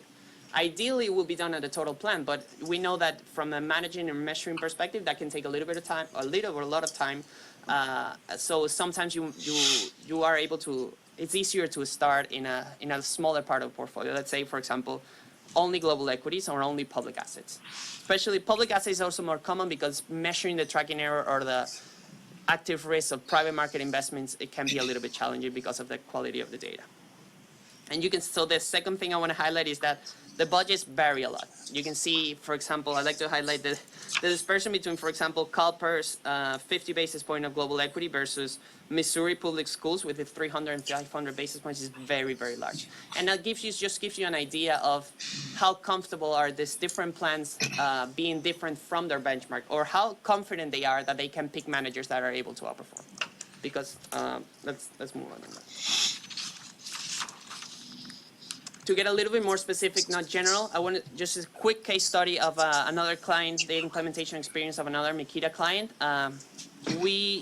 This is another large public pension plan. Frank will give you more details because actually Frank works very closely with them. Basically, this is not necessarily, what they did is not a risk budgeting framework, but actually a risk management framework, a risk measuring program. They spend a lot of time getting their systems in place and getting their understanding of their program to get them to a point where they're comfortable measuring the different sources of active risk in all parts of their portfolio. And it's been very helpful for them because even though it's a constant evolving process, they've been able to get very granular understanding of their investment portfolio and how the different parts of the portfolio move together at different points in time. So yeah, a little color. This is something the CIO did on his own because he wanted to be able to measure the amount of active risk in his portfolio so he could have that. I mean, the whole idea behind having an active risk budget is to know how different can we be or should we be from our benchmark and how much value can we add as a result of that. So this was a tool for him to know, okay, what are we doing, how much value can we add, and how much tracking error, that's another term to measure how different you are, how much different are we going to be from our benchmarks. And the board there hasn't set an active risk budget for staff, but something staff did on their own because they thought it would be a valuable tool. Thank you. So just in terms of summarize, we've seen large public pension plans starting to get, we've seen more common for large public pension plans to adopt active risk budgeting programs. And I think that's intuitive, that makes sense because it's a better way, it's a risk framework perspective to control your active benchmark portfolio, to control how your managers are doing, to control how your policy benchmark differs from your implementation benchmark, for example. So if you can get a robust risk framework around it, just gives you more visibility and it gives you better, it makes you better prepared to what you can expect when different type of performances are realized. However, it's not without challenges. This is a process that will take time. You have to be very careful about defining where to implement the program, where do you want to start, how you select your benchmarks, how you select the active level of risk, and again, building a framework around monitoring and monitoring and executing around these risk guidelines. One thing I will end on, this is just to give you a little bit more visibility. We've talked about being different, being levels of tracking error. I'll just give you a quick chart. It's just an example here. It's in the appendix if you want to look at it. What we're showing here, just to give you a more clear picture of, it's still an stylized example, but different active risk levels give you different levels of performance. So you can see when you start to think about, well, we have a tracking error of 1%, we have a tracking error of 2, 3, 5, or well, we do it here from 50 basis points to 2.5%. What does that translate in terms of expectations of over and under performance? And that's what it's an active risk, either a budgeting or a measuring program can provide you. It gives you a framework to understand where is your outperformance should be in terms of percentiles. And you can see here, for a 1% tracking error, which is where we were closely to, you can expect performance over any given year, and this is important because the time period changes. On a given year, you can expect performance to range between close to -2 and 2%. Outperformance, relative performance. Yes.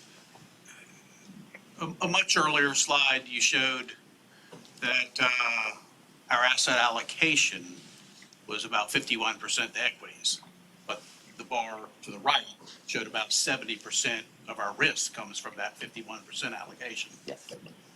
Is it not true that most of the risk is in is in selecting equities or in the asset class. So what this active risk budgeting is not what that's talking about, is just measuring some risk on the margins.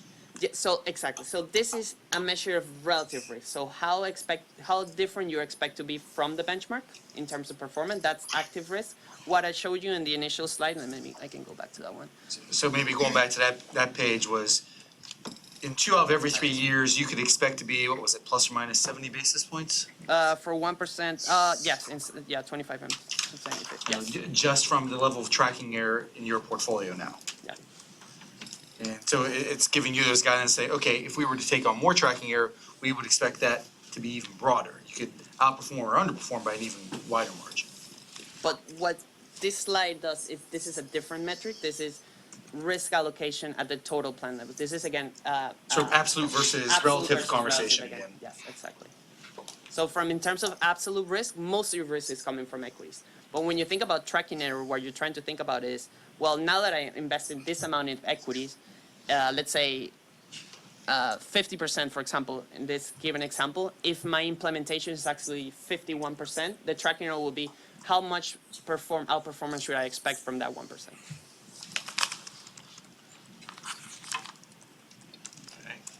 So a lot of the examples are for public markets where obviously the data lends itself to this. But I see on, if you go 3 pages forward, there are some that address this at total fund, you know, the state of Wisconsin and Virginia. I'm very interested in how you would implement for things like private equity, real estate. I mean, how do you really do it rolled up Yeah. with illiquid, you know, Yeah, it's not easy. portfolios? I agree. It's yeah. Make some assumptions, use Definitely. proxies, and just accept that for what it is. That will be imperfect. Yeah, Okay. I would say that. You accept that it won't be as perfect as detailed as your public markets, where you have you may even have daily availability, and you make some assumptions around it. For example, the way we look at it from when we provide, I think we have it here. This one, we provide an estimate of tracking error contribution for our plan. This is all assumption based, for example, based on our capital market expectations. Got it. Roberto, flip back one slide. Especially when I'm sorry, back to the peer slide. Okay. Yeah, sorry. When we think about when other plans have thought about kind of risk budgeting and they're thinking about tracking error versus the policy, are they trying to tie those constraints back to risk to their plan, or because it's, if you think about, why would, if you think about state of Wisconsin's 120 bits plus or minus, I guess I assume plus or minus 60 from the policy, and then Virginia's 1 to 300. Are they thinking about that as kind of relating it back to their investment objective of making their plan work, or how do they get there? Yeah, I think there could be. I think it varies by plan. To your point, and Mike, I think for your specific example, I think you are working you're working right now and building this different type of the framework with different benchmarks, and I think that's very interesting and it can fit to that point, to your point, because you can define tracking error at the different levels. Sure. And if you have, for example, at your first level, what you have, I think, is a 70-30, right? That your basic benchmark to your implementation benchmark. Right. Maybe that one provides a stable level of tracking error, and that could be, for example, the 120 bips. Right. And then you give the plus minus 60 to your implementation perspective. So it varies depending on what you're trying to do. But I think it should tie back to the overall plan, because that gives you the broad framework. I got you. Sometimes it does translate to that particular group wanting to have an expectation for how much value they can add over and above that policy benchmark. So it's like, okay, here's what we expect the policy benchmark to do, and here's how much we expect to add, let's say we're a full market cycle, but we want to add 30, 50 basis points per year. Right. And the way you can get at that is through tracking errors. Like, you can't add 50 basis points a year if you've only got 50 basis points of tracking error. Like, no, you're going to need to take on more risk than that if you want to add Sure. that amount of alpha. Gotcha. Makes sense. Yeah, I think that's a key comment. I think that's very important because this is just risk-based. This doesn't mean that if you add 1% of tracking, that means you're expected to overperform by 1%. This is just, it's assumed no ability or manager selection. Gotcha.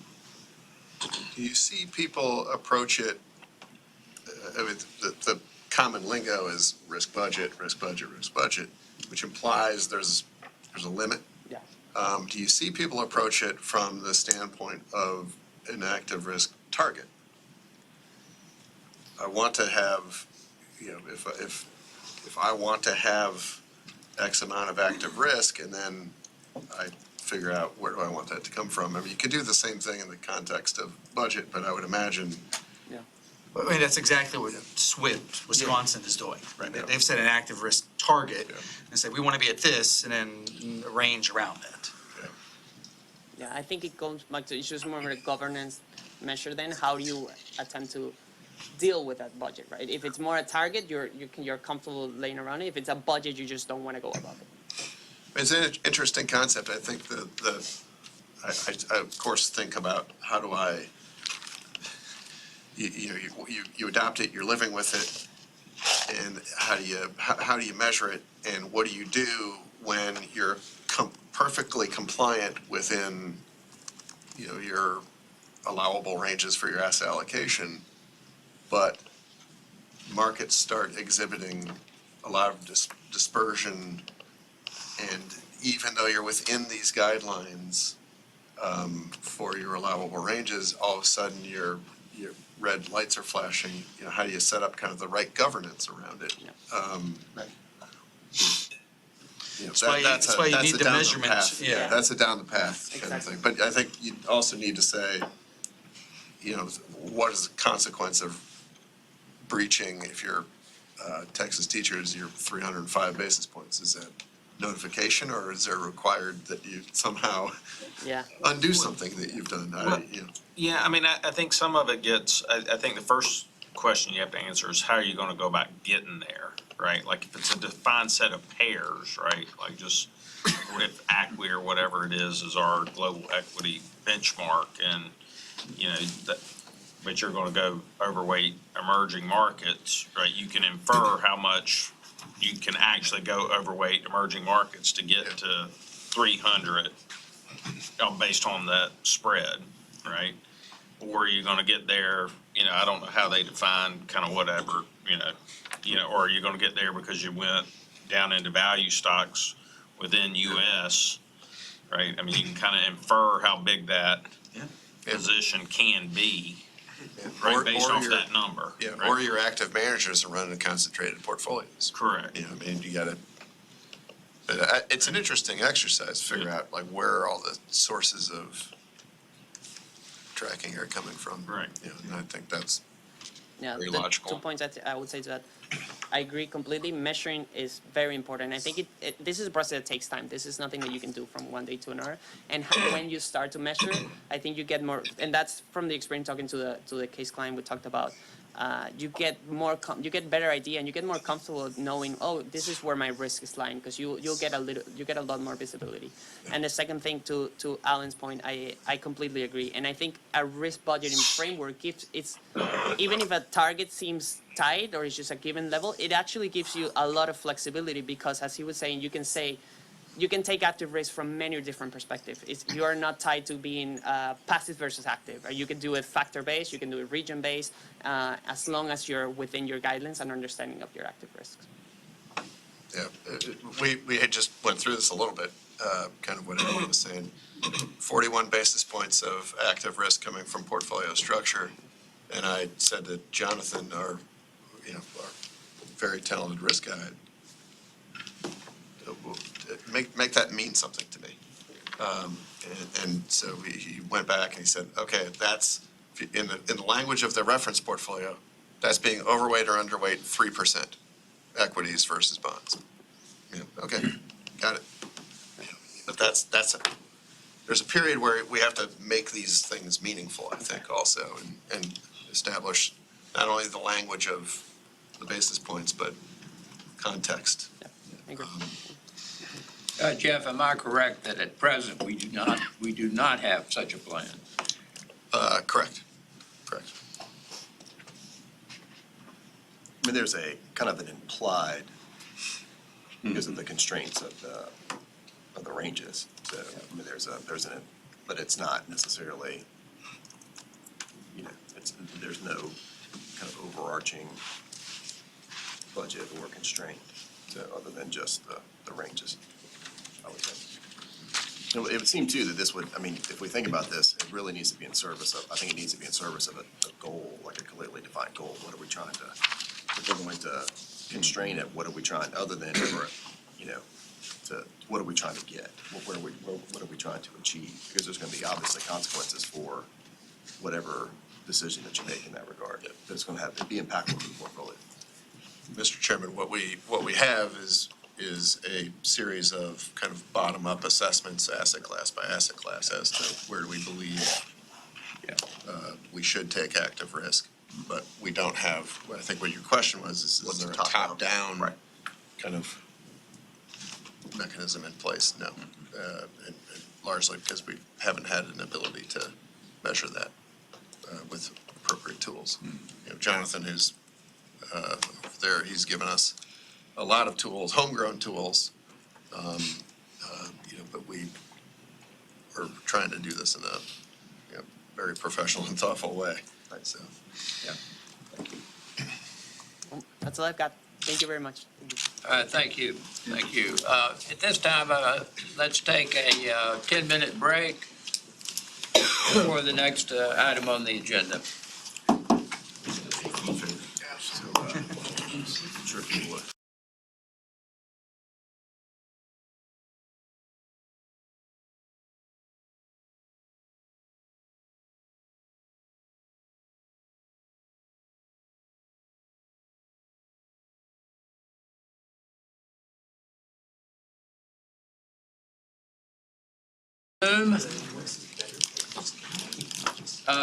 Turn next to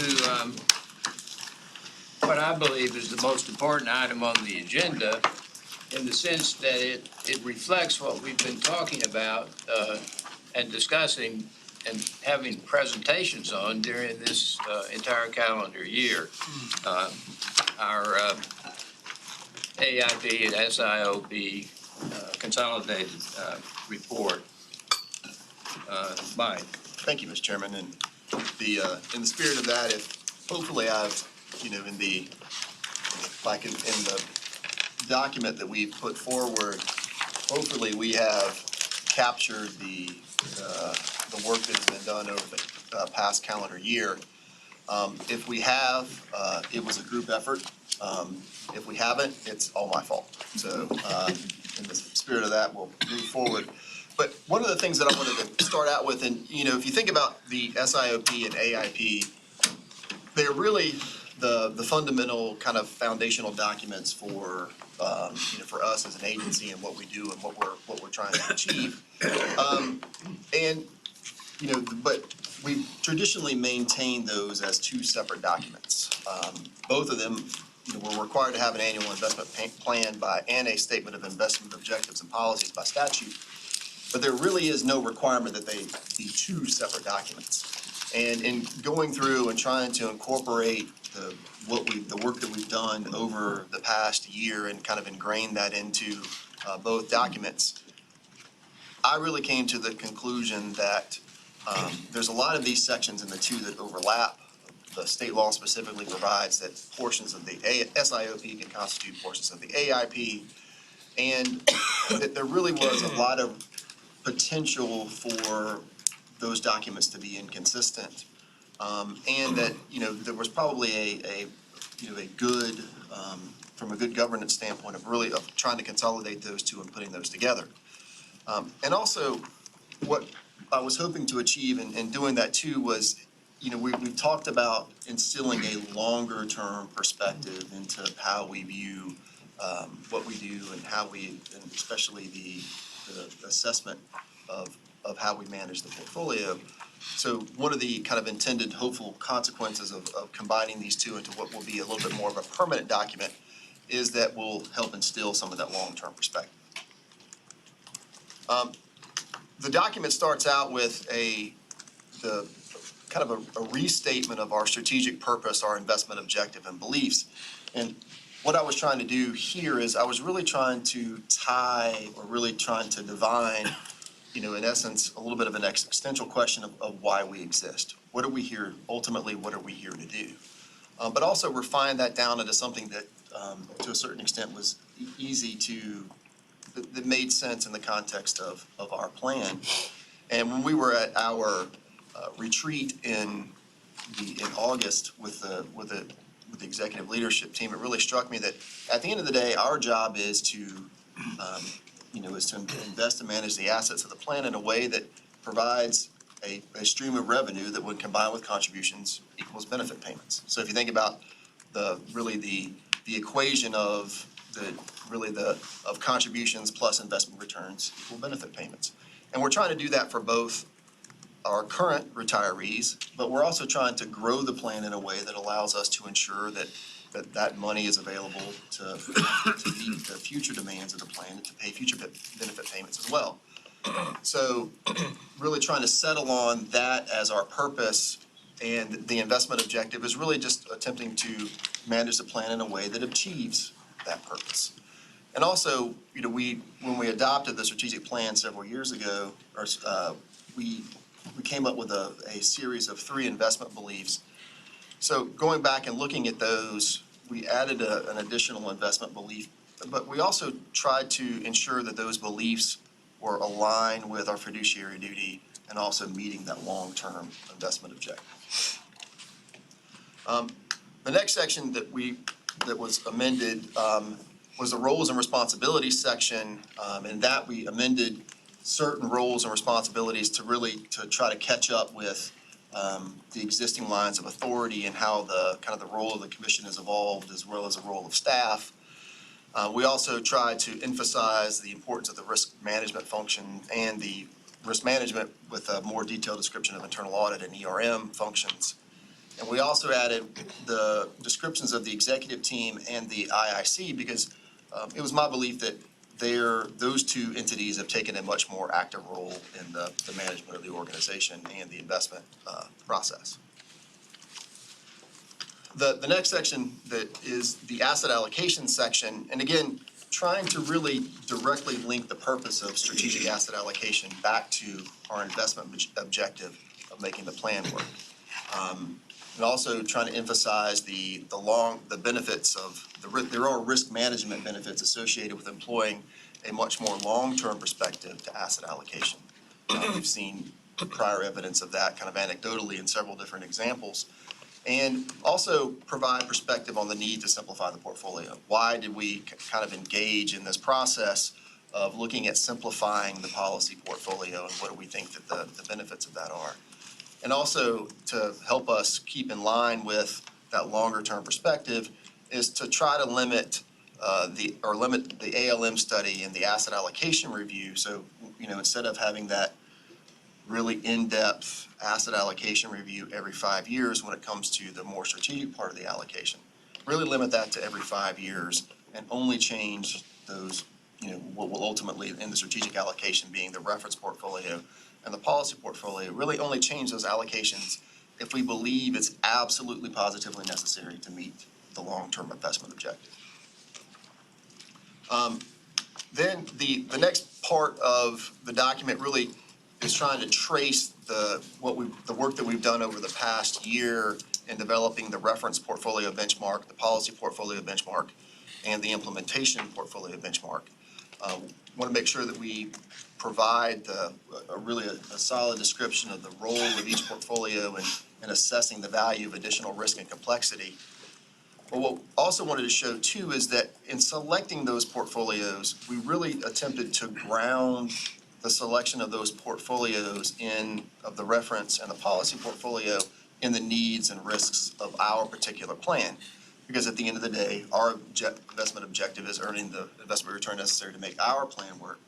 So we want to make sure that we're tying those bigger strategic decisions to outcomes that help us ensure that that's what we're doing. It also sets the asset class return benchmarks for the policy portfolio, talks about how the implementation portfolio benchmark is determined, and establishes the ranges for asset classes and sub-asset classes. We've also, and we've seen some of the benefits of the work today in the performance presentation that we received today, but also wanted to ingrain the portfolio performance framework into the SI, or into this combined document as well, so that we can, ensure that we have the ability to compare the relative performance and risks of the portfolio benchmarks in the actual portfolio. And as Jeff talked about in the presentation that he gave, really what we're trying to do is measure three decisions. Diversification, which is the comparison between the policy portfolio and the reference portfolio. Portfolio structure, which is the implementation versus the policy portfolio. And then the actual implementation of the portfolio, which is the actual portfolio versus the implementation portfolio. And hopefully giving the commission a much greater view into the value of decision-making, and also create a sense of accountability to those decisions as well. And we also provide timeframes over which we should really expect to see relative positive performance between those portfolios. The next section that we did a lot of work on is the strategic initiatives, and we attempted to distill this down into things that major staff projects that have a more significant impact to the portfolio other than your typical investment decisions. We would expect that any recommended changes of these will be included in the AIP discussion that we have in March at the March and April commission meetings, but also gave a recitation and explanation of what we consider to be the current initiatives that we're working on. Some of those, I think, were reflected in what Jeff presented today in the AIP progress report, but obviously implementing the new policy allocation if the commission ultimately determines that it wants to go in that direction. The framework, always, an always-on comprehensive review of implementation cost, and as Jeff touched on, the secondaries market, risk management, and the co-investment program. The next and definitely most exciting section would be the investment policy section. And a lot of this was more organizing existing policies that were both in the AIP and the SIOP into what I consider to be more cohesive categories. There were certain updates to policies that to correspond with and implement the new strategic direction of the SIOP, AIP. We did ensure that it spelled out that Portable Alpha and GTAA are now implementation decisions, and it sets the benchmarks for those as well. And also introduces the concept of baselines that will be maintained for each asset class, that will share those how we expect the composition of those asset classes to be according to the baselines, and how we will share those baselines with the commission, and how those will be reviewed, and the progress towards achieving those baselines. And we would also expect that to be something that that will be something that we will cover in each asset class deep dive. So the particular baseline for that asset class will be covered in depth at every asset class deep dive that we have at each commission meeting that we've set as part of the strategic calendar. The other thing that I wanted to do too is to ensure that we clearly define, there's a code section 916-320, which basically says this is what the commission is supposed to be covering at each meeting, and to make sure that that was clearly laid out so that we would all have a unified understanding of the topics that we should be addressing and things that should be reviewed at each commission meeting. The securities litigation policy is another policy that was there were some major changes to. And the primary focus is on when and how the agency would take an active role in securities litigation. We've never really had a threshold as to when we would consider to take an active role in securities litigation. So we established a $5 million threshold for U.S. actions before taking a lead plaintiff position. The CEO would approve the outside counsel. We also set a $1 million threshold for a lot of foreign claims require, there's really no mechanism by which to passively opt into the claim. So it requires us actively opting into the claim, so it sets a $1 million threshold for those. It does delegate the decision to become a lead plaintiff to the executive team, which is myself, the CIO, the CLO, and the COO, with a requirement that any decision to do so be reported to the commission. But it does delegate the decision on foreign claims to the CEO based on the chief legal officer's recommendation. And, you know, I would retain the authority to direct the litigation and settlement of those claims, obviously with reporting to the commission. But the basis of the delegation in this is that a lot of times the deadlines for which to make these decisions don't really neatly line up. Well, I don't think they probably ever neatly line up with our set commission meetings. So we wanted the ability to react if there was something that was compelling. I will give you a very strong indication that the cases that I would personally find compelling, it's the eye of the needle reference kind of comes to mind. So, but we just wanted the ability to be able to react in a way that kind of lines up with the deadlines for opting in, or either assuming a lead plaintiff role or opting into these foreign claims.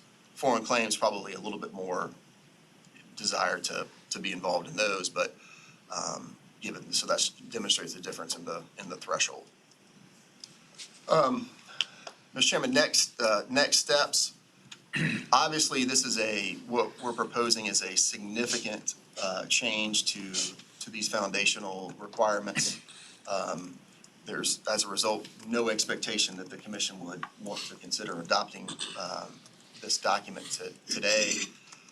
What I would suggest that we do is that kind of in the interim in between now and the next commission meeting, commissioners would certainly want to solicit additional input from commissioners on what they would like to see.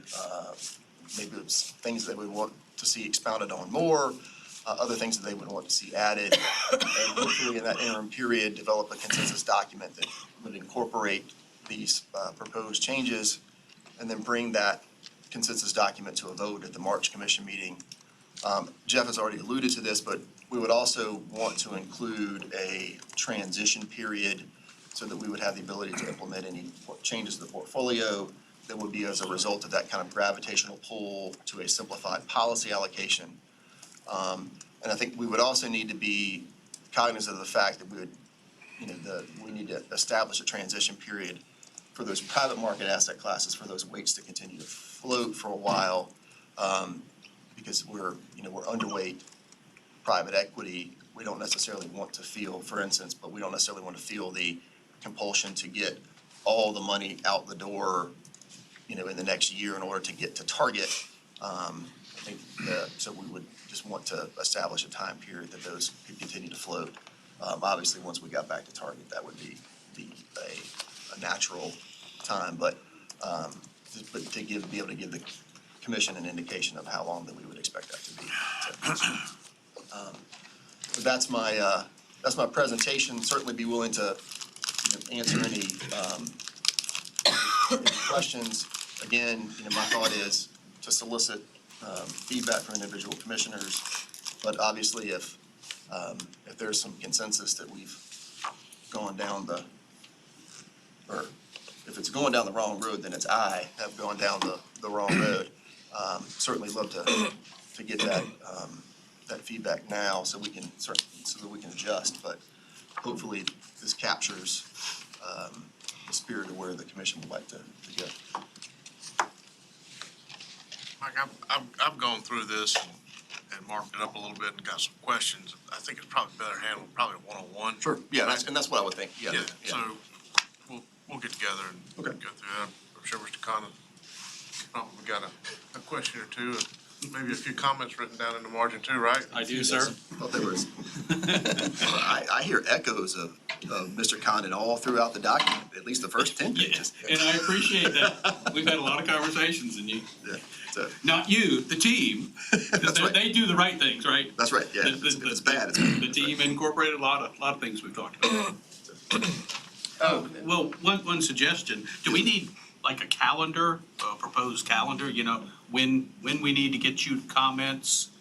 You know, when a consensus document Sure. would come back out and then maybe a deadline to, well, we're trying to make a consensus, but I just firmly want to change this. Sure. You know, a second round of, Yeah, we can, I'll send out an email. Well, you, I think that'd be good. you, you drive that. Yeah, I'll send out an email, but, you know, Yeah. we can, Mike, yes, sir. I'm sorry, you're through. I didn't Yeah. mean to interrupt you. No, sir. Does the state law, does it simply require that we present these two things, or are there specifics in the law that require things in these two items? There's specific, there's specific requirements for each.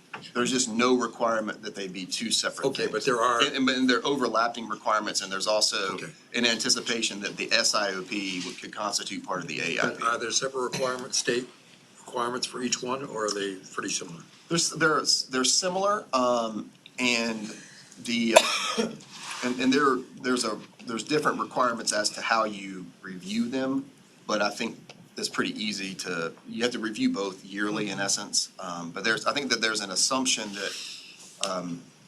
that we would, there's kind of a little bit of an assumption in the law that we would develop like a yearly plan as to how to invest the portfolio that would kind of, and I think that, you know, trying to pull away from that a little bit, because that's not really, we don't necessarily need to be holistically investing the portfolio on an annual basis.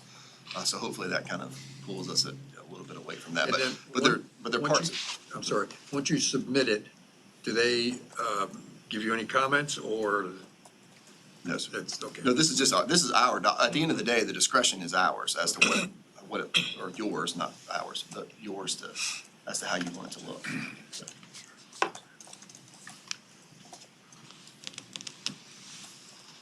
I would like to just point out that leading up to this current draft document, we have reached consensus on the main elements that relate to what the commission itself, what the commissioners are responsible for, such as the reference portfolio, the policy benchmark portfolio.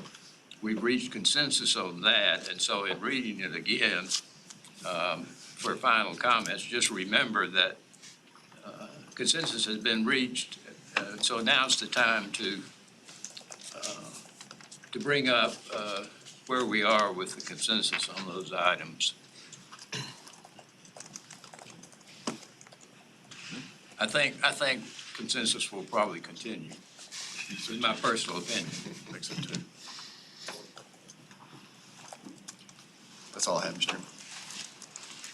Mike, Thank you. can you go to the last slide? Yes. I believe this is the Oh, yeah, sorry. the That's gonna thing take a that minute. is between everyone and lunch. Yep. There we go.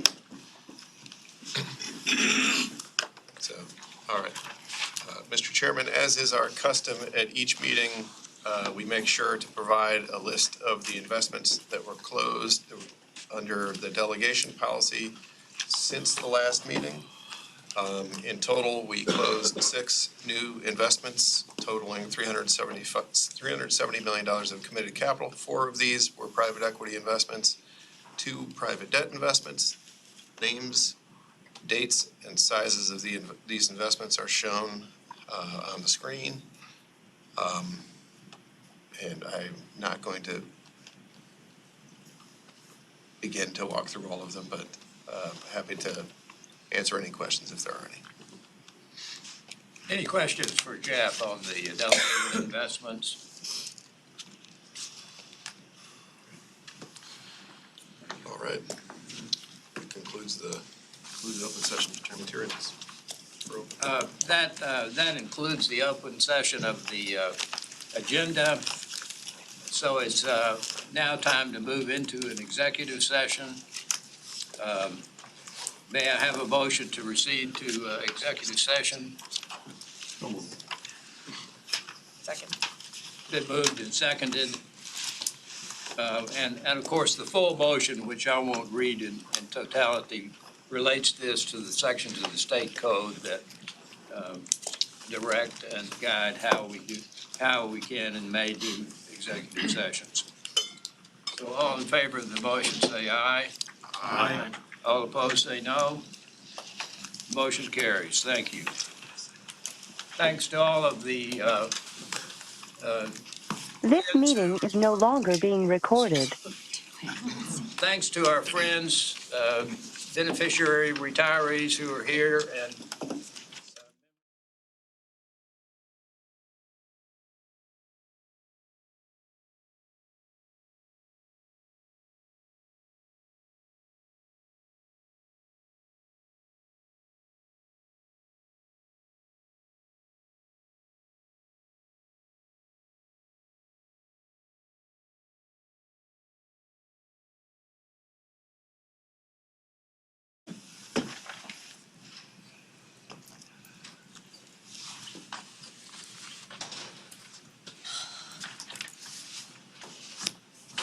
Ron, you want me to read the motion?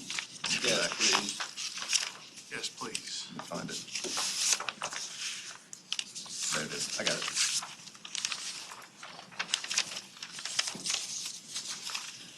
The next item is to provide our action resulting from the executive session. And the motion you have before you about the authorization. Yeah, I don't mean to interrupt you, I'm sorry. The thing I think that we need to reveal is we did take action in executive session, which will be revealed in accordance with that action will be revealed in accordance with the Freedom of Information Act when it becomes publicly available to. So any discussion of the motion about BlackRock? Can we read the motion? Sure, yes, sir. The motion would be to adopt the recommendation of the CIO and the Internal Investment Committee as discussed in executive session, authorize an investment of up to $200 million in the fund and $200 million in the secondary co-investment sidecar, approve a waiver of the 3-day business review period, authorize the CEO or his designee to negotiate and execute any necessary documents to implement the investment as approved by the commission upon documented approval for legal sufficiency by RSIC Legal, and authorize the CEO and/or CIO or their designees to thereafter authorize the custodian of funds to transfer such funds as are necessary to meet the retirement system trust funds obligations with respect to the investment. So moved. Second. Well, it's been moved and seconded. All in favor say aye. Aye. All opposed say no. Very good. Thanks, the motion. And then next one is a motion to adjourn. So moved. Second. All in favor of adjournment say aye. Aye. All opposed say no. And We are adjourned. Merry Christmas to all and to all Merry a good Christmas. December. Yes. holiday